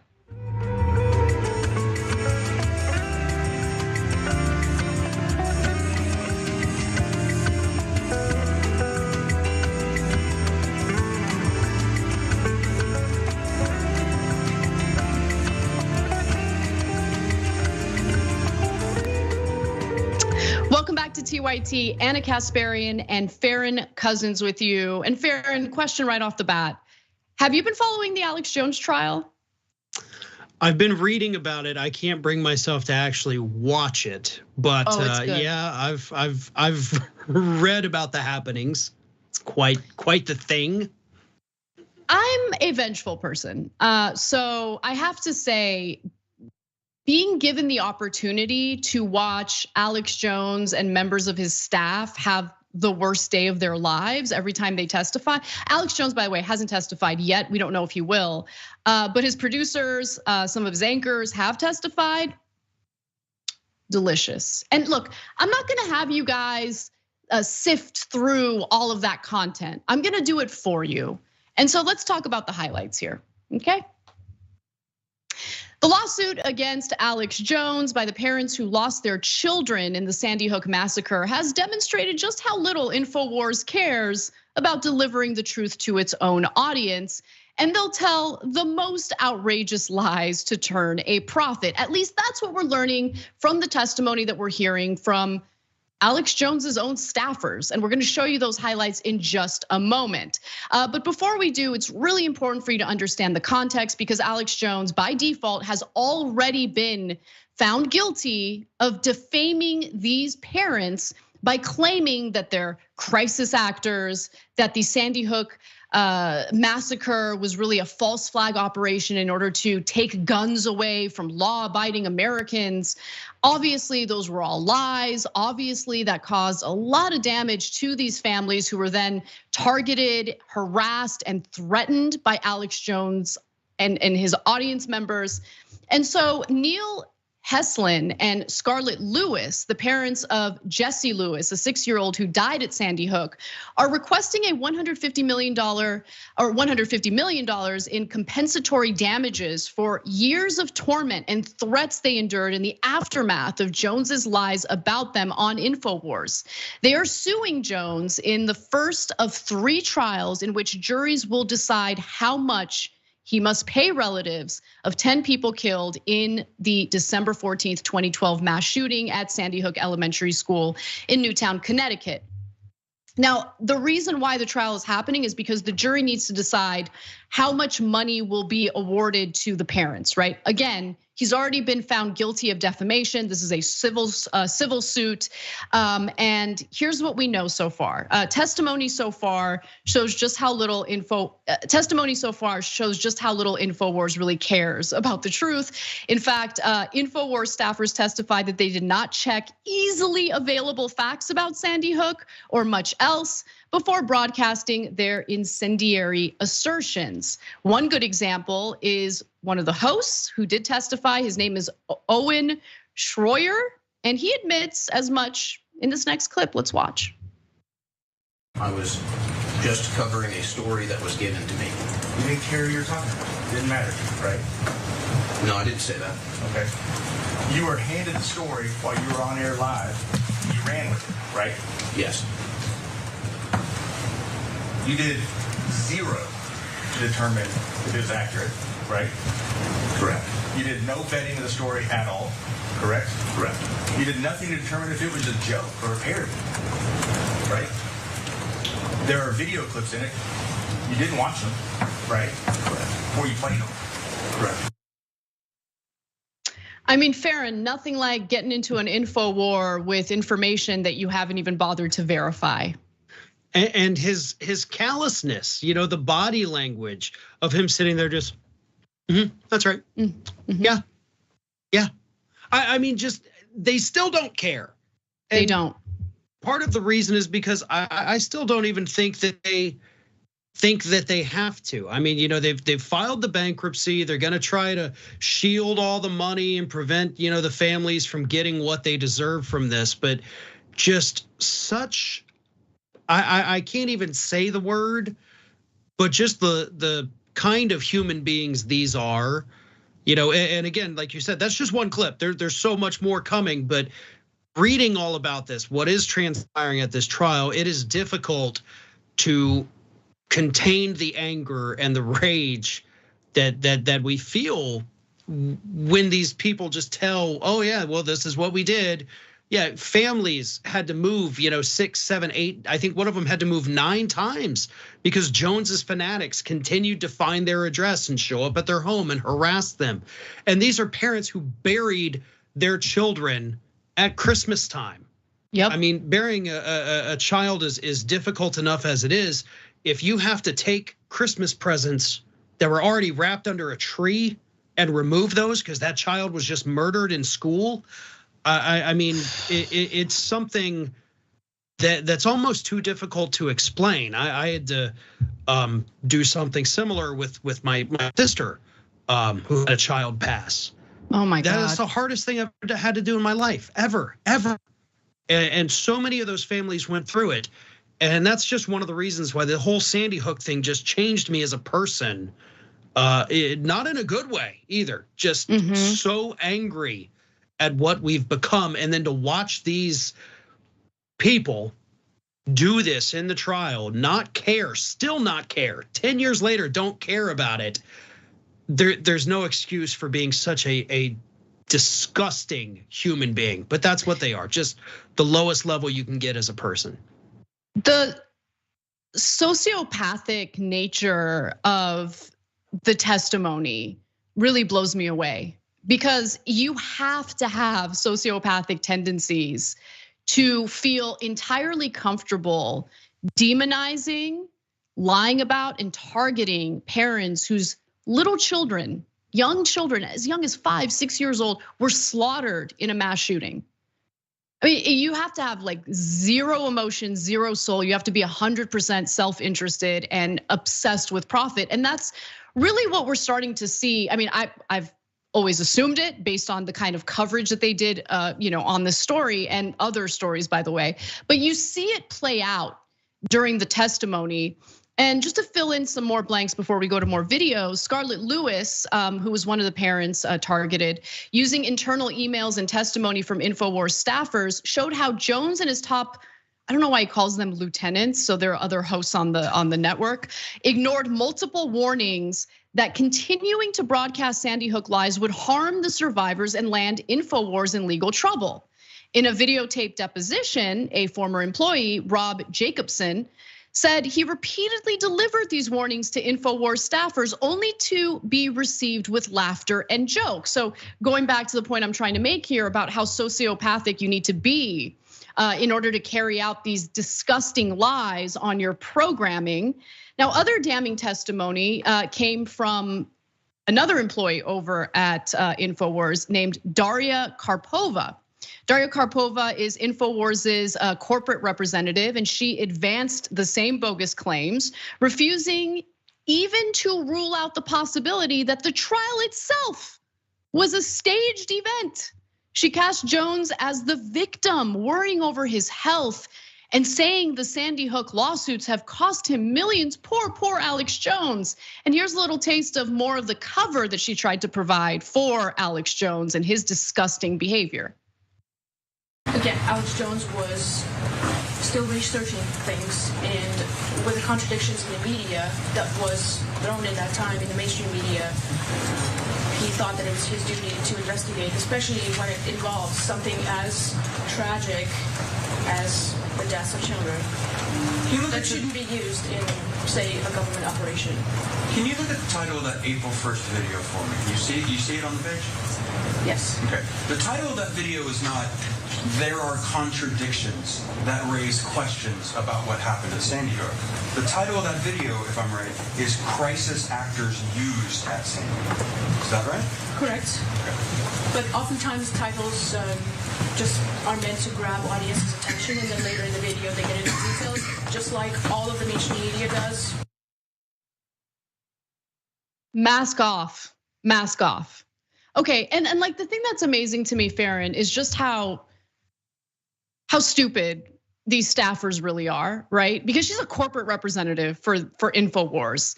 And it's like, yeah, I mean, it's just clickbait, it's clickbait. Everyone does clickbait. Look, clickbait is annoying and it's an unfortunate, necessary evil in media today. I don't like it, but here's the difference, okay? You might have a title that's attention grabbing, but you don't get to lie in the context of that title or that headline. Certainly not in a way that's defamatory to the subject that you're covering in that piece or in that video. So if you look at the Johnny Depp Amber Heard trial, defamation trial, the focus was on the headline of the opinion piece or the op-ed that Amber Heard wrote. Even in a title of something, if you're being defamatory, you could be held legally liable for defamation. And so she's just not very bright. And she's just like, yeah, it's just clickbait. I mean, yeah, we lied and assassinated the characters of these parents for profit, but doesn't everyone do it? No, everyone doesn't do that. There's a difference. Yeah, and I love how she's like, and mainstream media does it all the time. No, they don't, because they know that if they do, even Fox News understands if we do this, we're going to be held accountable. I've gotten letters, as so many others who do this too, saying if you don't change this title, we could sue you for defamation. And it's the simple difference of like saying that somebody said something versus saying they implied it. So yeah, you can get sued for a title, just as you could lying about something. So there's a world of difference in a clickbait like Alex Jones had his worst day in court ever versus Alex Jones ate a baby on live TV. And then you get into the heart of it and say, well, he didn't actually eat a baby. No, you've already made the defamatory claim, and therefore nothing else that you say matters. Doesn't matter if you say that you're kidding about it. If somebody doesn't click on it to get the full context, you have defamed them, and it doesn't matter. And that's what, I don't know. I'm assuming that woman there was younger. She looks very young. And so maybe she's just naive. Maybe she's not familiar with it. Maybe she's inexperienced, or maybe she's just as callous as the rest of them and simply doesn't care. I mean, I didn't see any emotion on her face. I saw no change in her demeanor. Just like, yeah, I mean, what? We did it. What? I mean, they think they're the victims. It's amazing. Yeah. I mean, you have the Posner family moving a dozen times because of the credible death threats they were getting from members of the InfoWars audience. But no, they think they're the victims because they have to stand trial for the defamatory content they produced and broadcasted for years, by the way. So it's not even just, oh, they had one video title that was defamatory, but the content of the video was actually very clear and accurate. No, everything that they were doing was incredibly defamatory. At the heart of the trial is a June 2017 episode of NBC's Sunday Night with Megyn Kelly, in which Kelly profiled Jones. In the broadcast, Sandy Hook parent Neil Heslin protested Jones's denial of the shooting. He recalled his last moments with Jesse, his son, saying, quote, "I held my son with a bullet hole through his head." But the InfoWars folks decided to deny that even happened. Afterwards, Jones and Owen Schroyer, the guy you heard from in the first video, aired shows implying that Heslin had lied. Will there be a clarification from Heslin or Megyn Kelly? Schroyer said on InfoWars. I wouldn't hold your breath. Nonetheless, by the way, Schroyer thinks he's the victim. He was quoted as saying this: I'm very upset that this trial continues. It has had a tremendous negative impact on my career and livelihood. Owen, good. You are not fit to do what you're doing for your career. You're presenting yourself as a truth teller, as some sort of journalist, and you're intentionally defaming victims of a mass shooting, individuals who lost their little kids in a mass shooting. Their children were slaughtered in that mass shooting, and you decided to further victimize them with your lies. You are not fit for this line of work, period. And before I get to you and your thoughts, Farron, I wanted to go to one more video because Daria, I think, says something. Daria Karpova says something pretty enlightening in this next clip, and it shows you the kind of thought process that takes place in the production process over at InfoWars. What is truth to them? Well, let's watch. On May 9th, 2014, do you see that? Yes. Okay. That was an episode called Revealed, Sandy Hook Truth Exposed. Yes. And InfoWars wants its viewers to have faith that they can get the truth from InfoWars, correct?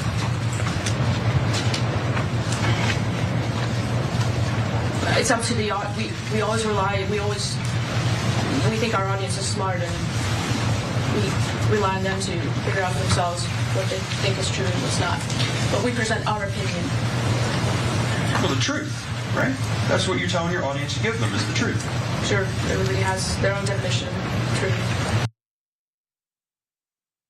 Everyone's got their own definition of truth, right, Farron? Truth is subjective, right? It's, there is no such thing as truth. It's what you want it to be. That's the thought process over at InfoWars. Yeah, that is exactly the message that she is sending out there, that, hey, there's no truth. Truth is whatever you want truth to be. And that is obviously, it's not even worthwhile for me to say that's not how the world, because we know that. But I will say, just watching these people, knowing what's happened and reading all of this, I hope this trial goes horribly for them. Like, I want this to be the most miserable experience that they have ever had. And I want them to lose everything that they've ever had, everything that they've gained, every dollar they've ever earned.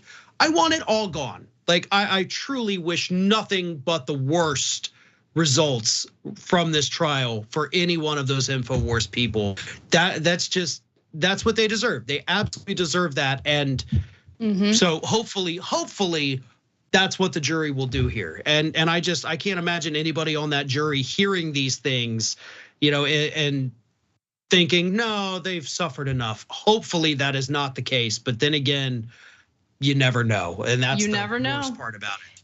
Right, and how exactly do they make their profits? By slanging all sorts of weird pills in the context of their deceptive broadcasts, in the context of their defamatory content.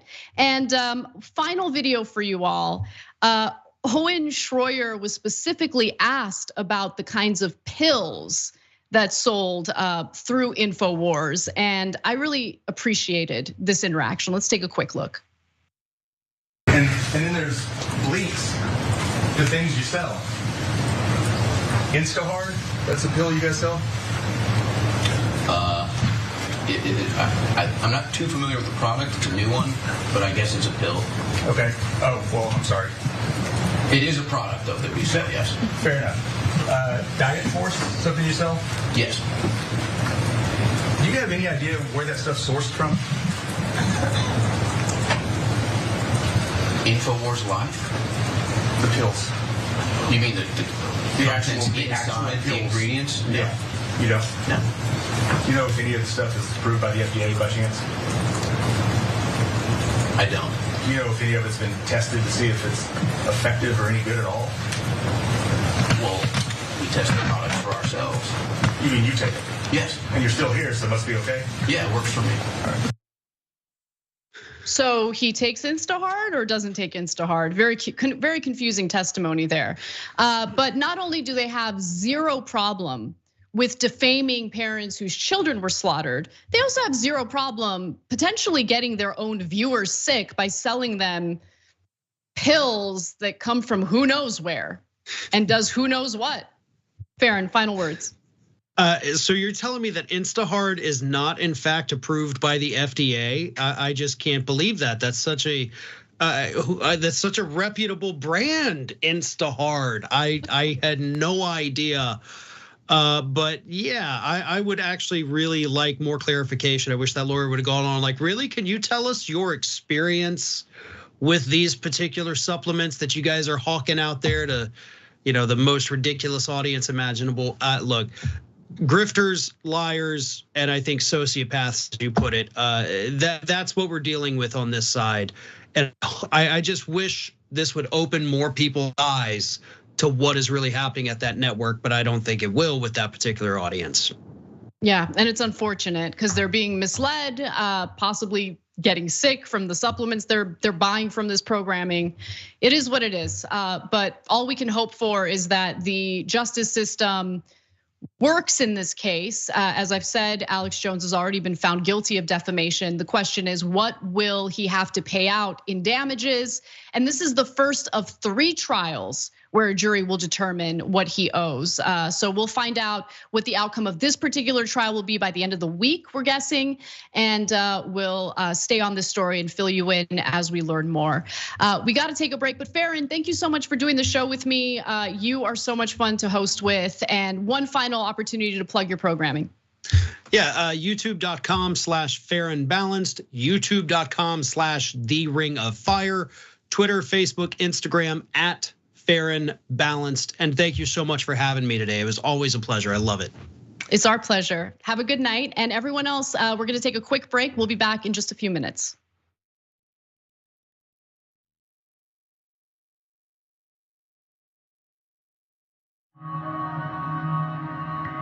The concept of the Young Turks means the audience, they are the Young Turks. They are the go-getters. They are the ones making the emphatic change happen in their local community. The reality is that we've always, young and the not so young, we've always cared about news. But when you do not see the messengers of the news look like you, when they do not share your experiences, exposures, and environment, and there's a disconnect between you and the news. I lecture in mass communications. One thing I tell all of my students, there is no such thing as non-biased news.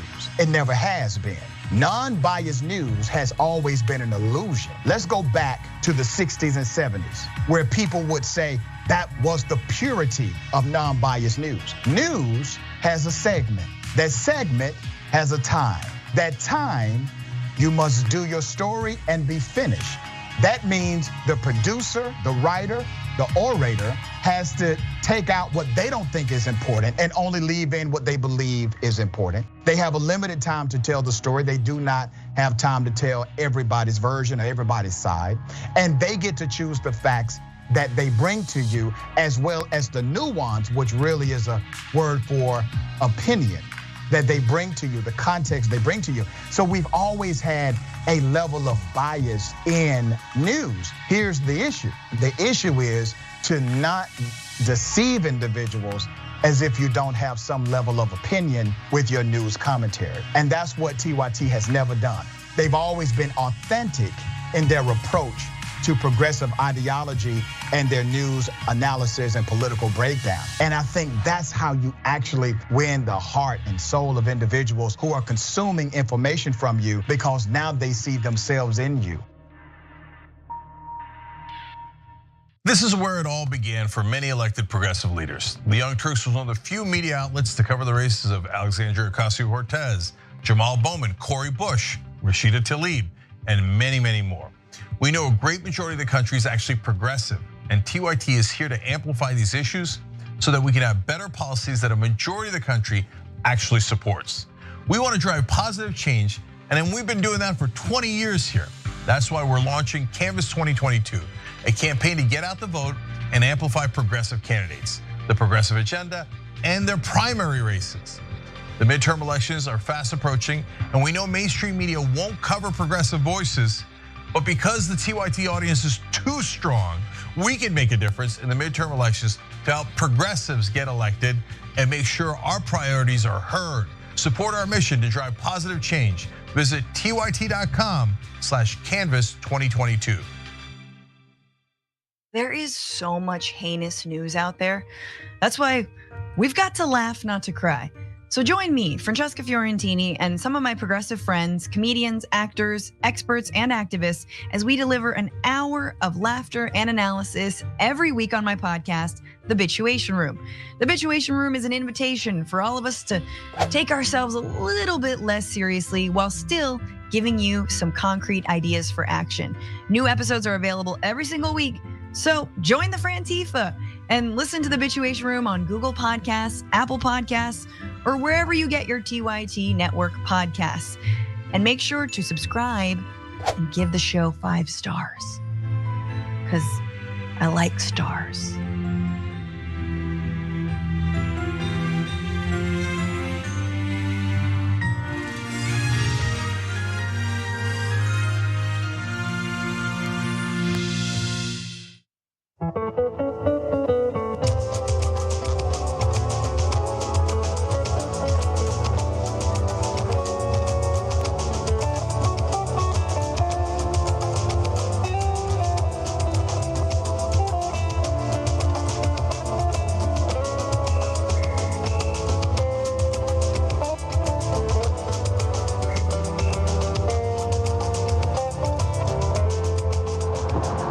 Welcome back to TYT, Anna Kasparian. And since it's hour 2, we've got a whole new guest. Jessica Burbank joins me for the second hour of the show and the bonus episode. Jessica, how are you? I'm doing well. How are you doing? Pretty good, pretty good. I wanted to read some comments from the previous hour, because I always get backed up on these comments and I wanna make sure that you guys, get a little bit of airtime because you have so many great perspectives. Gabby Marita writes in and says, Alex Jones's best defense at this point might be to claim that laws don't apply to him because he's not human. He's actually a racist bullfrog crossbred with a deranged gorilla who had an anabolic steroid dependency. I love the creativity there. I really do.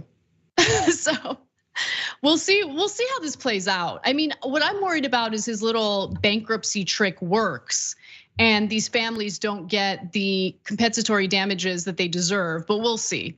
Diana writes in and says, speak Farron, a friend of mine is a Vietnam vet struck down by Parkinson's due to exposure to Agent Orange.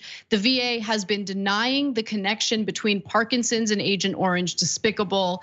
It is amazing how much we just use and abuse Americans in the military and just throw them away after multiple tours in all of these endless wars that they start. And Amy writes in and says, hey, Ann, I've been watching you guys forever. Can you give me a shout out for my belated 50th birthday? It was on July 18th. Love to all at TYT. Happy birthday, and 50 is a big year. Very exciting, very happy for you. All right, well, let's move on to our next story. And this one's a doozy because the anti-abortion goons are out in full force.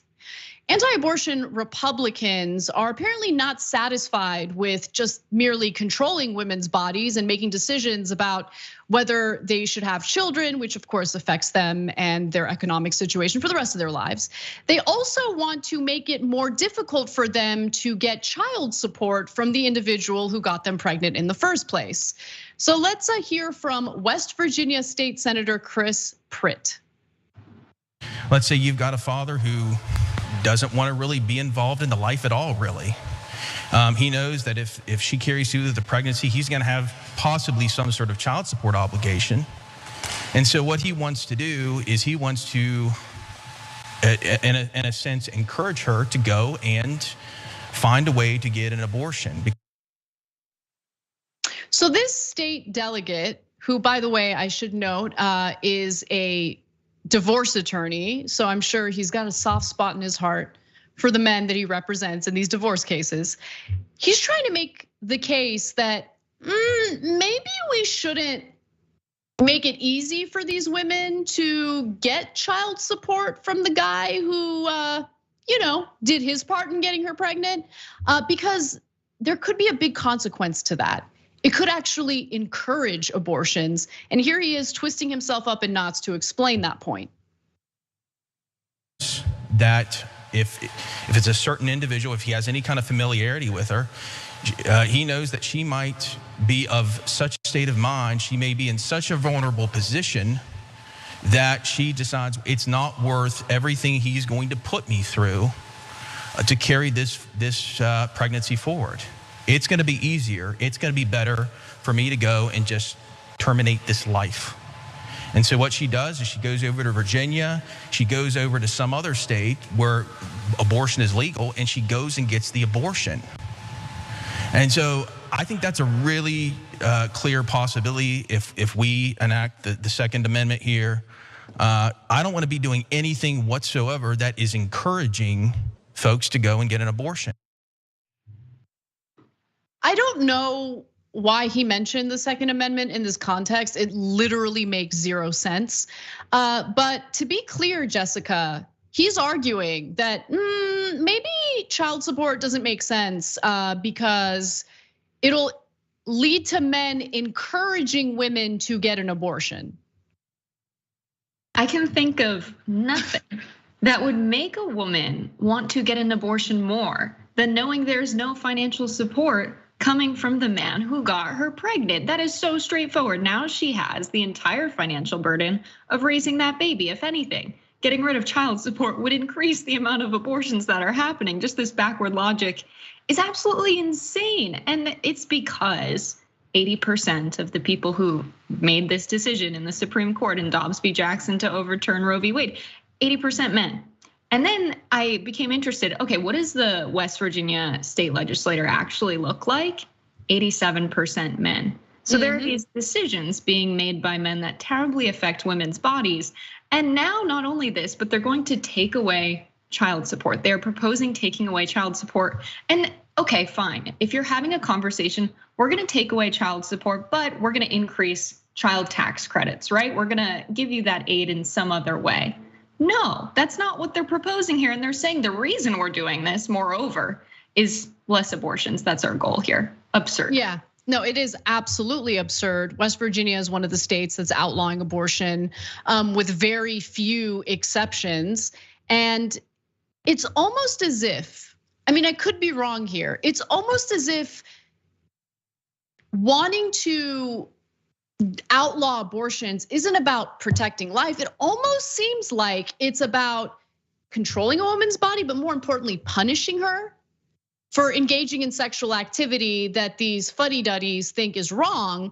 Because at the end of the day, if you're legitimately pro-life, wouldn't you want to ensure that the mother has the means necessary to feed, clothe, house, take care of that child, so that child lives.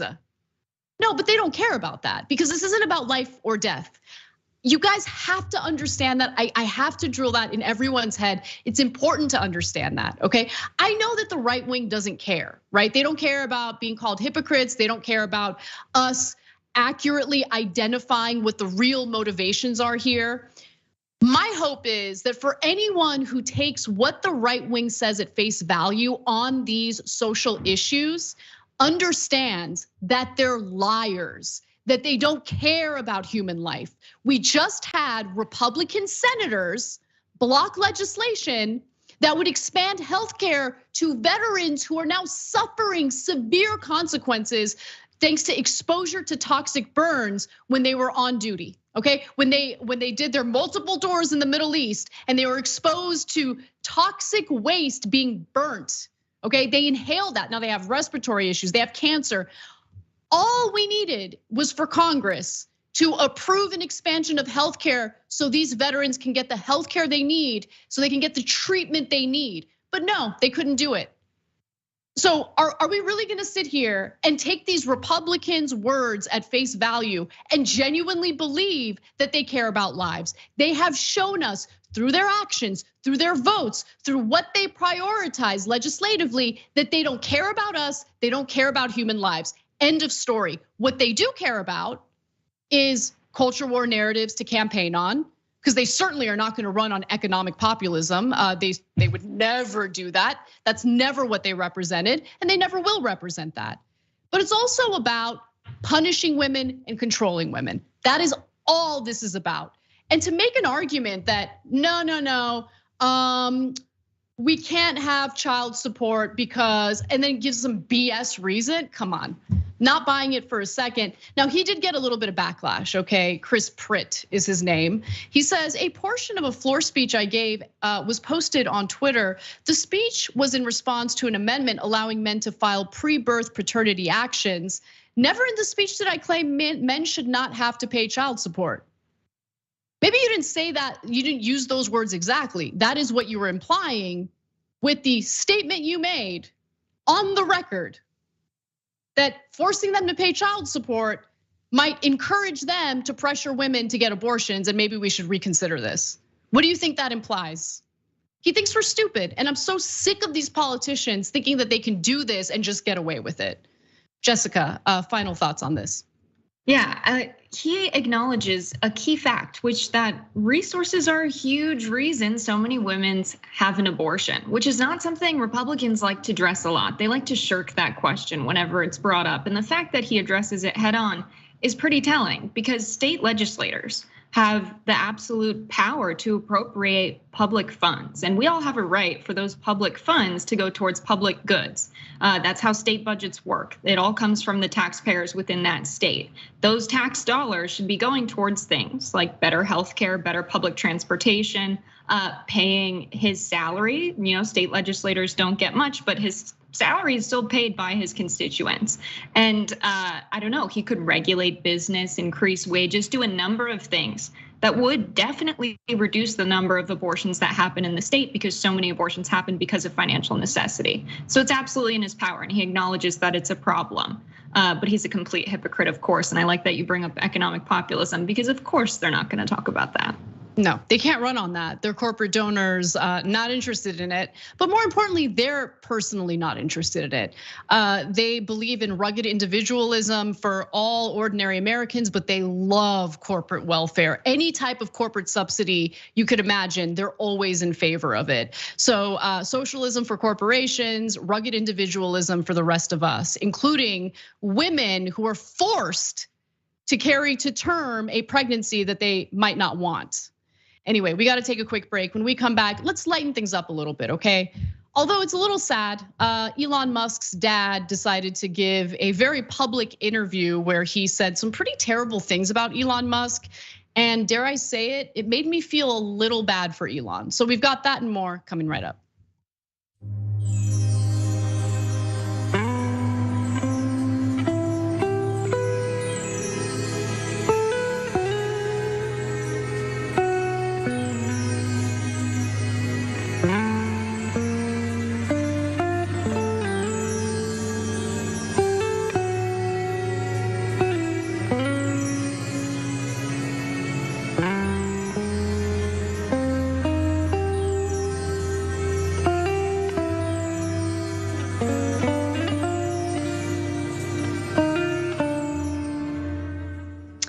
Welcome back to our social break, everyone. I'm gonna read a bunch of super chats.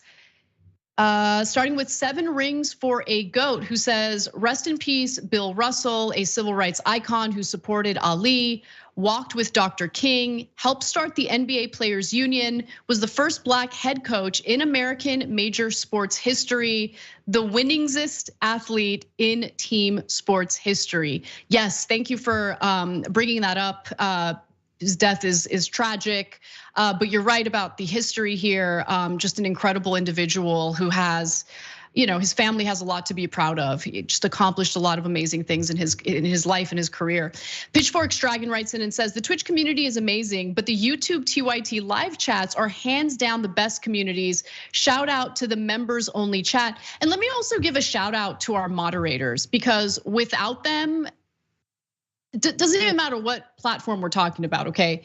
the chat would probably be an unbearable place to exist in. And because of our moderators, you're able to enjoy interaction with other viewers without the trolls distracting and getting in there and causing all sorts of chaos. So thank you to our moderators and thank you to all of our viewers, regardless of where you're watching the show. You guys help support us, you help keep us sustainable, and I'm so grateful for you.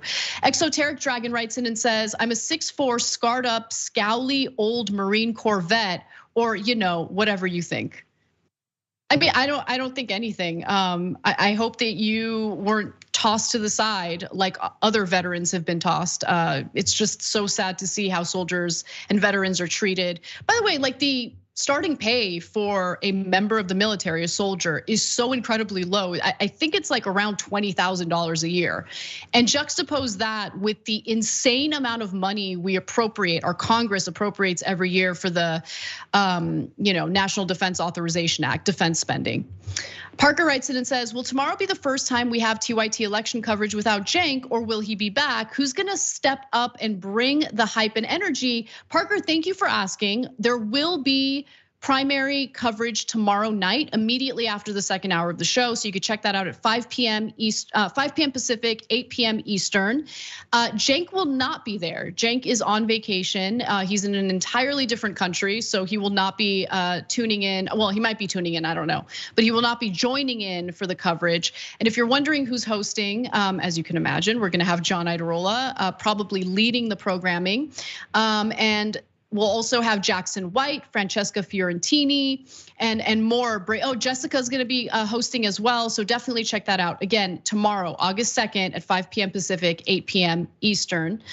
And let's go to, we have 30 seconds left. Which should I read? Let the Yellen begin, in our members' comment says, Christians just cannot stop themselves from getting involved in other people's lives. I lived in Tulsa, Oklahoma, the belt buckle of the Bible Belt. These Christians are all up each other's ass, basically. And they think it's normal. Yeah, it's not normal.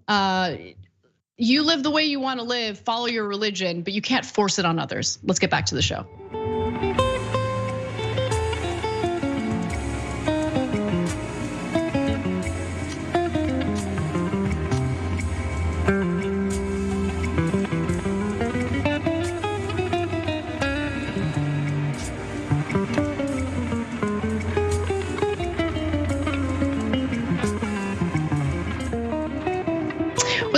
Welcome back to the show. Anna Kasparian and Jessica Burbank with you. You may have seen Jessica on our Friday Power Panels, but you can watch more of her content over at Rebel HQ, a popular YouTube channel within the TYT network, where Jessica produces her own video content and you don't want to miss it. So definitely check that out. For now though, why don't we move on to a pretty sad story involving Elon Musk and his father. Elon Musk's father, Errol Musk, will not be winning any Father of the Year awards. And it might be because of the fact that he did a very public interview kind of berating Elon Musk and making it clear that he's not proud of his own son. Now, this is an interview on the Kyle and Jackie O show. It took place last weekend, and he went so far as to say, Musk might be financially successful, but I'm not really that proud of him. Let's watch. So, no, but seriously, Errol, like, what does that feel like? He's your son, and he's worth so much money and created so many things. Pretty impressive. You can't take that away from him. Are you proud? Did you ever see that coming? No. What? You're not proud? No. Well, I mean, we are a family that have been doing a lot of things for a long time. It's not as though we suddenly started doing something. So we've all been, as a family, all doing things, from the very beginning. And Elon has, in fact, sort of really surpassed the mark and so on. But I was saying to one of your stations there, that Elon is not as happy as he'd like to be. He'd like to be where he is now. He would have liked to have been there 5 years ago. I don't know, Errol. I mean, could it have if he's not as happy as he'd like to be, could it have something to do with the fact that he has an unbearable father who thinks that nothing is good enough? I mean, it seems like there's some unresolved childhood trauma here. I mean, Elon might not admit that, but having a father like that, like just be a decent dad and be like, yeah, I'm proud of my son. Move on. Like you don't. What was that? That was terrible. But it gets worse, by the way, Jessica. Yeah, I don't know. I would expect more love from a parent to a child, but if my child was Elon Musk, I don't know. Also, you gotta have parents who support you. Like you gotta support your kids, even if like you have problems with the way your kid is behaving. And by the way, calling Elon Musk a kid is hilarious, but you have problems with the way your children are behaving. That's fine. You don't have to air that dirty laundry publicly. Deal with that internally and just be a decent person publicly. You get what I'm saying?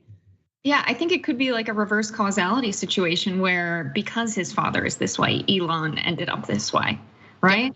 Like if he had the love and support he needed growing up, maybe he wouldn't end up being this guy who says he founded a company that he bought, right? Tesla was founded by Eberhard and Tarpanen.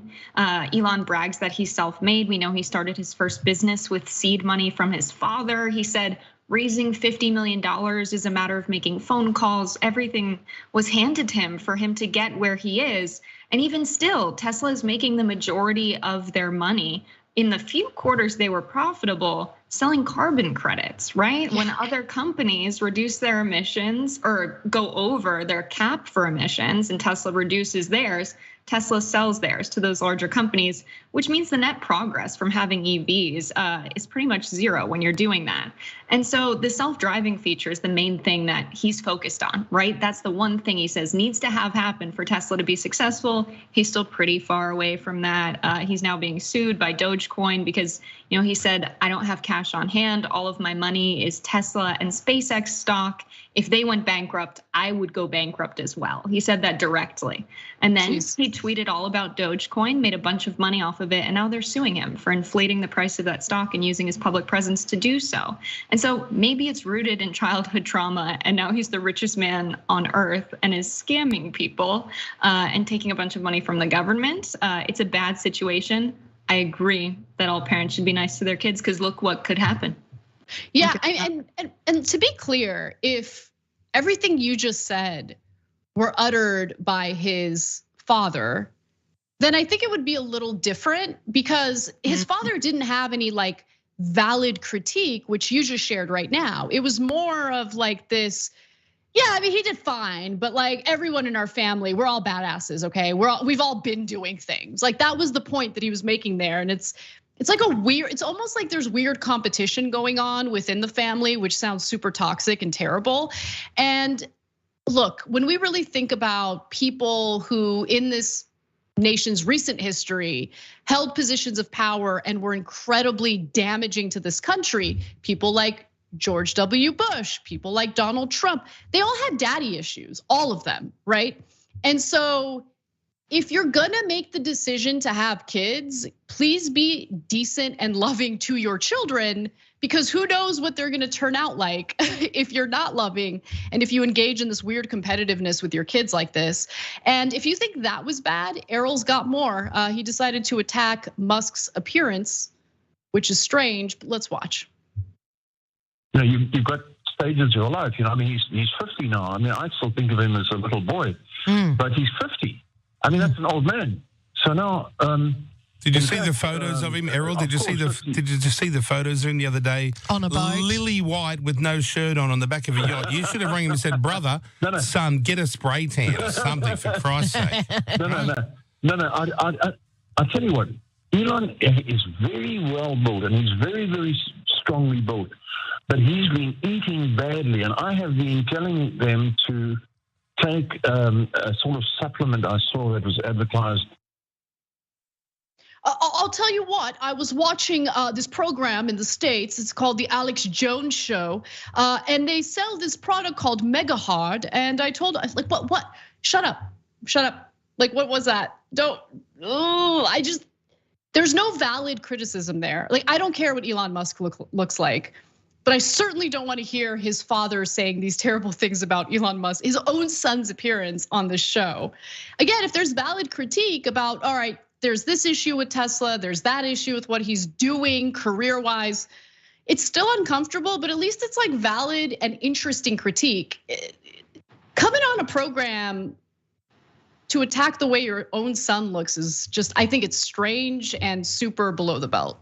Yeah, I agree. I'm glad we're having this conversation because I don't think enough people talk about how someone is raised, right? And childhood trauma can affect how you move through the world in everyday life, especially when these people end up becoming very powerful individuals, and how that trauma shows up in their everyday life, in their business decisions, how they treat employees, how he promises that he wants to get to a renewable energy future, and he's going to save the planet and bring us into this green future and take us to the moon, etc. Right? He wants to promise a lot. He has this feeling of like needing validation, needing to make people proud. And ends up really accumulating as much money as he can, right? A lot of his companies aren't doing that well. It could be rooted in seeking validation that he clearly wasn't getting from his father. And I also want to say the daddy issues thing. We always hear that daddy issues are going to be a problem for women, right? Exactly. But this is what happens when men have daddy issues. Far worse. Exactly. Thank you. I mean, for the longest time, the phrase daddy issues was just only applied to women. But look, let's just keep it real, okay? Having these issues, whether you're female, male, non-binary, it doesn't matter. It leads to trauma, it bleeds into adulthood, and a lot of people never get any type of therapy to work through it. So it goes unresolved, it manifests in really toxic ways. And speaking about toxicity, Errol really lives in a massive glass house here because in my opinion, he's a little bit of a creep, okay? He married and had 2 children with his own stepdaughter, whom he's known since she was 4 years old. So one more clip for you here. He explains why he married his own stepdaughter, who he's known since she was 4 years old. Let's watch. I'm looking online here at you. What's this story here about the stepdaughter? Is that that's got to be a story. What's going on there? No. I was married to her mother for 2 years in the 90s. Oh, right. And, so she's not your kid, obviously. No, of course not. No. I was married to her mother in the 90s, early 90s, and she for a couple of years. And she, I never saw her after we divorced. She was actually placed in foster care, But at any rate, I never saw her for many years, and then in about 2014, I think I had seen her maybe around the year 2000, and then in about 2014, when I recall, she came to phone me to say she's, battling and all that sort of stuff, and she was 30 years old. She's a lovely girl, and she's really struggling, and she had an 8-year-old child, and so I said, no, let me help, and so we became friends, and a romance struck up out of that. That's normal. That's just, I don't see that weird. Yeah, it's completely normal. By the way, so he didn't marry the stepdaughter, just the kids? No, but he was married to the woman he's married to now. He just said it. He was married to her mother previously. And then they divorced and he lost contact with this girl that he's known since she was 4 and then later married her because she was in a desperate situation. What? But please pass judgment on your son in this radio program. I would love to hear it, I guess. I don't know what to do with that. I just don't. Yeah, disgusting. And I think this is evidence that maybe his father, Elon's quite messed up. His father's clearly quite messed up. And I think the best thing parents can do, right, is take what they've been given in life, the life that they've been given and how they were raised, and make themselves better so that they raise their kids to be a little better, right? That's the dream. But going a few generations back, Elon Musk is Afrikaans, and the Afrikaans are the folks who colonized South Africa. And so I imagine, as we trace this family tree back, it's only going to get more intense. But I think the beautiful thing is that we all have this obligation, and we can all do this thing where we make ourselves better, we heal from our trauma, and we raise our kids better so that we don't have unhinged billionaires doing stuff like this. And I think, in conclusion, to heal everyone from their trauma, we absolutely need Medicare for all and mental health care so that can become a reality. Because I think in the United States, there's a lot of very sick trauma from all of the wars we've sent veterans to. And those folks come back home and they raise kids, right? It's everywhere. And unless we invest in healing, like even if we have a progressive tax, we reduce economic inequality dramatically, we pass massive legislation to move towards a green future, even with all of that, there will still be people who are very unwell, and that really needs to be addressed and not forgotten. Yeah, absolutely. All right, well, we got to take a brief break. When we come back, we'll tell you what UPS workers are currently experiencing with this unbelievable heat wave. Their employers apparently give 0 Fs about their livelihood and their lives because they're having to operate in sweltering heat without air conditioning. We've got that story and more coming right up.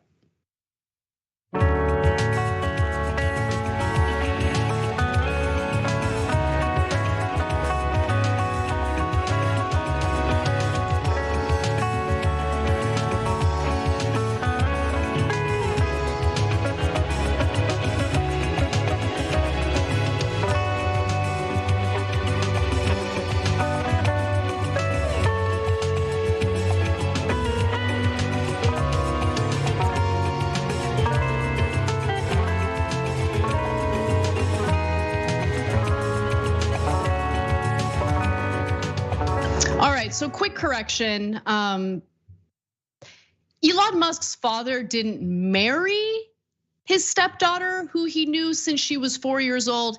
He just had kids with her. Okay, that's it. He just had kids with his stepdaughter, who he has known since she was 4 years old.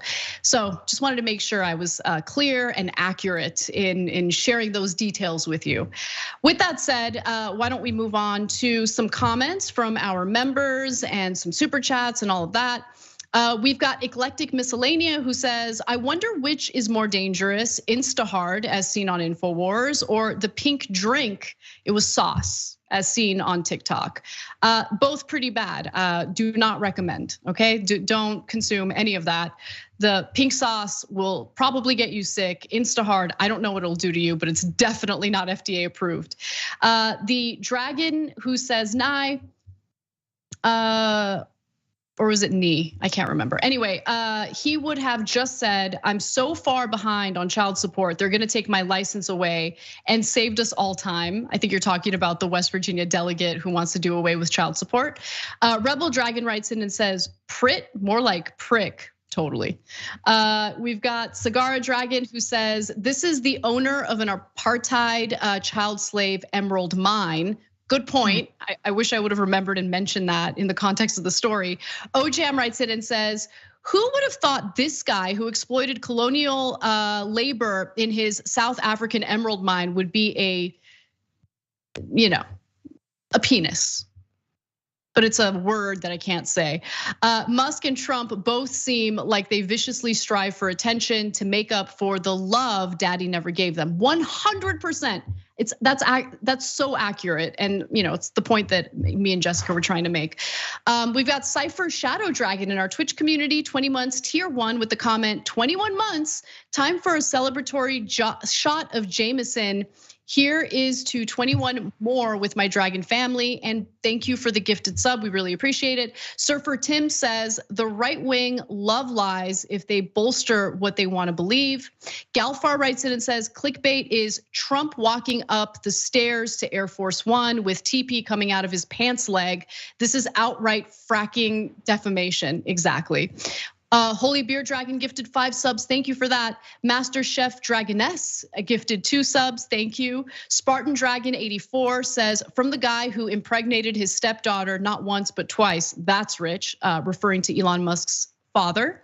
And Captain Cornball says, Elon isn't exactly father of the year material. 100% right about that. Thank you to Gmail2 who became a member in our YouTube community. Gabriel Holy Angel Dragon gifted 5 memberships. Thank you for that. And we've got I died in a time machine. Elon tries to tell this story like I came to America with only $200 in my pocket and a dream, but really he borrowed money from his dad all along the way. That's right, Jessica brought that up too. And we gotta get back to the show, so I'll see you all there.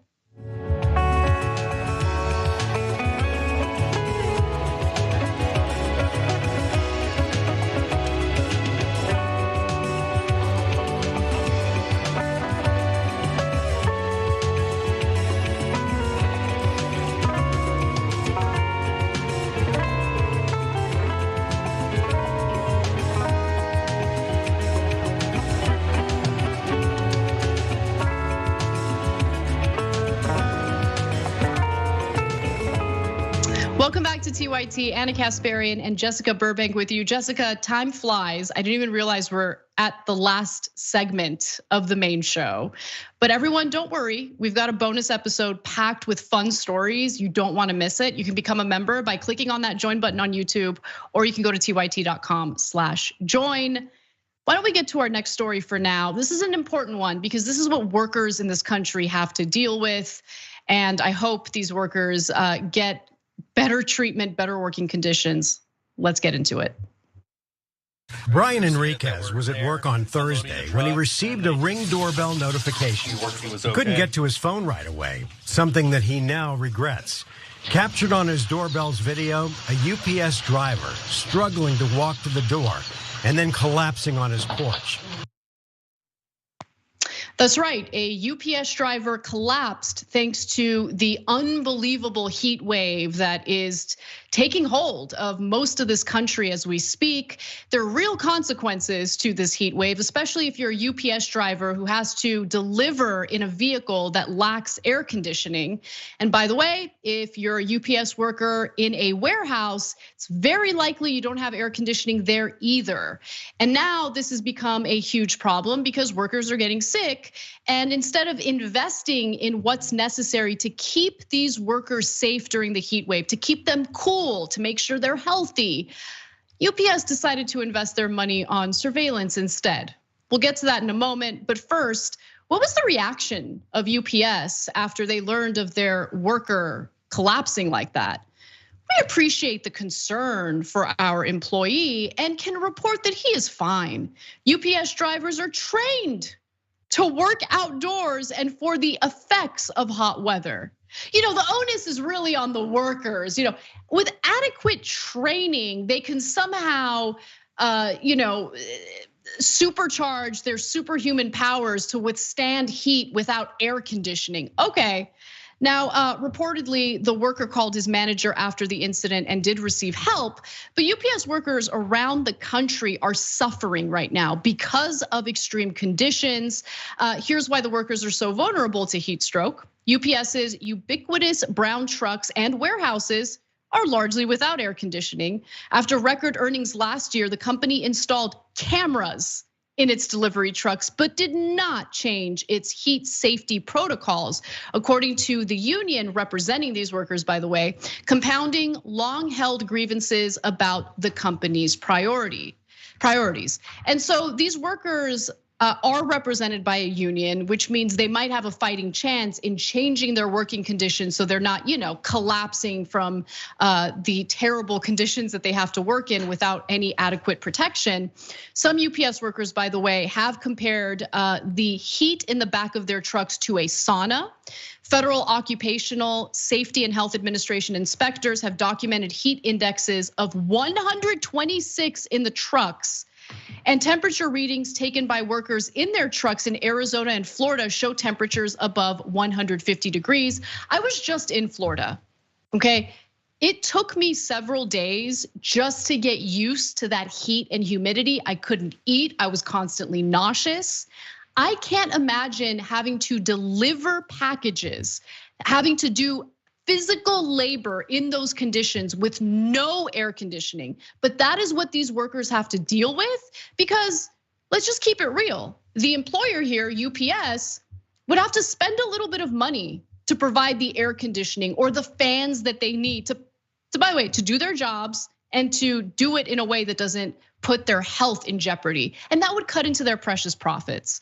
But surveillance cameras, that's important because they want to make sure they can surveil their workers and get super punitive if they're not doing everything right. Because that's where their priorities are, Jessica. I mean, I'm not surprised by any of this. Yeah, I love that you bring up the training. When I saw that, I immediately thought, what is the training? Are they putting people in a sauna to prepare to maintain homeostasis in extreme weather conditions? What is the training that prepares you for that? There isn't any. And I cannot stress this enough, that this is not what we meant when we said hot labor summer. No, nothing like this. People have to work to pay their bills to survive. Now they're working jobs that kind of risk their life. And the interesting thing about this story is they're nearing contract negotiations, right? A lot of the UPS workers, they're in the Teamsters union. What's concerning is Sean O'Brien, the president of the Teamsters, said that they'll be prepared to strike at this time next summer. We can't really wait until next summer. The problem with this is there are all of these provisions in their union contract right now that suggests all of these criteria need to be met and certain officials need to declare that there is a strike. And I think this is the kind of condition where there could be a wildcat strike among UPS workers. I assume that there's already tensions about what they want to bring up in this next contract negotiation if people are collapsing. Because of heat stroke, there are a ton of other workers who are uncomfortable all day long at work, who are probably very ready to strike. And this is why we don't just need unions, we need strong unions that actually represent workers' interests. We've had a lot of situations where workers have been on strike regarding contracts, and their union leaders have signed contracts that many of the workers are not happy with. And so we really need to have a hot labor summer in a different sense of the word hot. Yeah, I totally agree with you on that.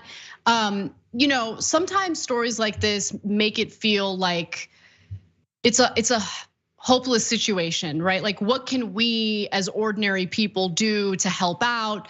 We talk about organizing your own workplace a lot, but I would assume that most of us receive packages, whether it's through Amazon or UPS or one of these other delivery services. I really do hope that these workers don't wait until next summer. And if wildcat strikes happen, I think that could yield some positive benefits, especially at a time when we hear, there's all this lip service paid to workers who help our supply chain move and function smoothly. And do you really want to mess with delivery drivers right now, right? Like, just give them the basics to do their jobs in a safe environment. But one thing that I personally like to do is, leave, if you're not going to be home when a package is going to be delivered, leave some cold water bottles out for the delivery drivers. If you come across them, ask them if there's anything you could do to help them out.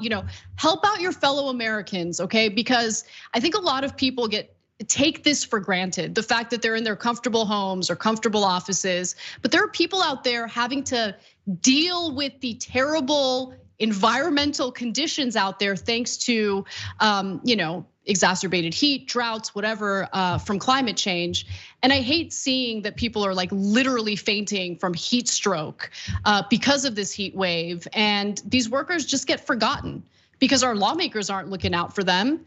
The union, in this case, I wish fought a lot harder. And when they get into their negotiations soon, I hope that they demand way better working conditions, including, come on, man, in the very least, air conditioning in their warehouses. But employers aren't gonna do these things out of the kindness of their own hearts. Their fiduciary responsibility is to maximize profits, to return interest or to return money or profit to the shareholders, the individuals who have invested in the company. That is the number one priority for them.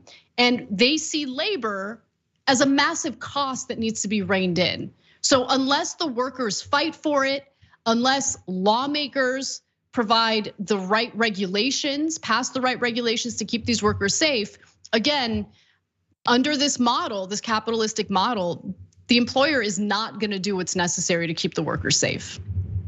Absolutely, yeah. It reminds me of this like really old quote from like the Ford era. And I don't think this conversation actually happened. It's kind of myth, but it's about automation, but it can also be applied to paying workers such low wages and putting them in such terrible conditions that they will not want to work for you. And moreover, they will hardly be able to meet their basic needs and pay for rent, right? People are paid way less than living wages all around the country right now.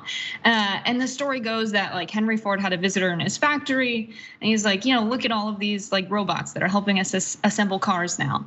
And he said, well, who's gonna buy the cars is the effect of it. And that's exactly what we're dealing with, I think, in the United States all over.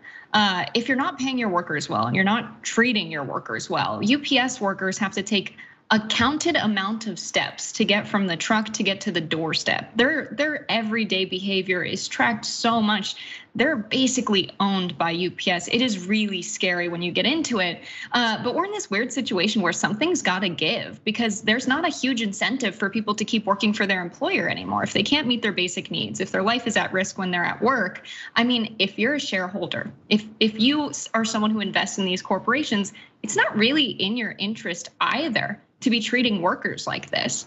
The entirety of profit wouldn't be possible if these people were not working every day for UPS.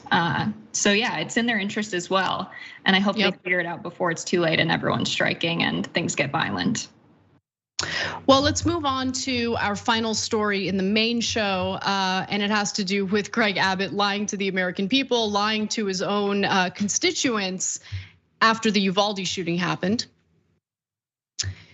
It turns out that Texas Governor Greg Abbott lied to the people of Texas. In fact, lied to everyone in the United States who was wondering, where was he following the shooting in Uvalde, Texas? It took him several hours to kind of appear and explain where he was. And it turns out he lied to people because he wanted to spend a few hours over at a fundraiser. So let's get to the details here. The Republican governor, who initially said he stopped on the way to Austin to let people know he couldn't stay, visited the fundraiser in Huntsville, 150 miles east of Austin, for nearly 3 hours. So there's this interesting technology called a telephone, a cell phone. So you don't have to stop at the fundraiser when you're on your way to let them know that you won't be able to attend the fundraiser. I mean, that's just common sense. No, he wanted to go to the fundraiser. He did go to the fundraiser and he stayed there for 3 hours because that's what the priority is for lawmakers. That is what the priority is for people like Abbott. Got to fundraise, that's all that matters. Who cares that a bunch of children just got gunned down and a bunch of authorities in my state stood there and did nothing for over an hour? The priority here is to raise money for my campaign. The Republican governor gave an excuse that didn't even make any sense. So Huntsville, by the way, is not even on the way to Austin from where he was at all. He was coming from Abilene. That's 220 miles northwest of Austin. Huntsville is about 150 miles east of Austin, okay? So you can see that there. Even so, Abbott in an interview reiterated that he was at the fundraiser to let people know what was going on in Uvalde and took questions about that at the event, but that's a load of BS, okay? First of all, it's hard to fact check him on that. You know, the idea that he was taking questions about Uvalde at the fundraiser. It was a private event. Newly obtained campaign finance reports, by the way, and flight tracking records show that Abbott, using Northeast Texas rancher businessman Ricky Baker's loaned jet, arrived in Huntsville at 4:52 p.m. on May 24th. He was driven about 2 miles to a local supporter's house and didn't depart the city until 7:47 p.m. And at the Huntsville event, Abbott may have raised as much as $50,000. That's all it takes, guys. $50,000, according to his campaign finance report covering February 20th to June 30th. That doesn't include an in-kind donation of meal and party expenses worth almost $6,900 from the host, Huntsville designer and chef, Jeff Bradley. So Jessica, I mean, we've done so many stories where it's abundantly clear that the fundraising efforts by these politicians take priority over everything else, including human lives. So on one hand, I'm not really surprised by this, but what I am surprised by is how these callous individuals keep lying and they think that they'll never get caught or they'll never be held accountable for it. They're getting more bold as well, right? You made a decision. Am I going to go to this fundraiser in person or address this crisis in the state I'm the governor of? They're getting totally more brazen than they ever have been before. It's pretty concerning, but we don't have to use our imagination too much to figure out why he had to go in person. Why couldn't this be a phone call? Why couldn't it be an email? Why did he have to show up in person? Well, firstly, he decided to go, right? Because he wants power, he wants to stay in power, he needs money from these people. And the reason he has to have these conversations in person, I would suspect, has something to do with him asking them, what are your political interests? What can I do for you? They make these kind of deals at these fundraisers all the time in their whispery conversations. We don't have to think too hard about why he needed to be there in person and didn't want to miss this. And he takes a ton of money. Takes a ton of money from energy companies and insurance companies. And seriously, these people ask him for political favors like they do, I'm sure, all politicians at these fundraiser events. Yeah, and Bradley, the person who hosted this, got super salty after reporters wanted to figure out what was going on. He said, quote, "I would appreciate it if you would refrain from contacting my guests who attended the dinner in my home." Bradley, who according to Ethics Commission records, has thrown 5 parties for Abbott since late 2017. He said this in a text message. "This was a private event. How dare you?" That's the take. It's disgusting. Anyway, we've got more stories in the bonus episode. You have to watch to become a member though. tyt.com/join, and we'll see you there.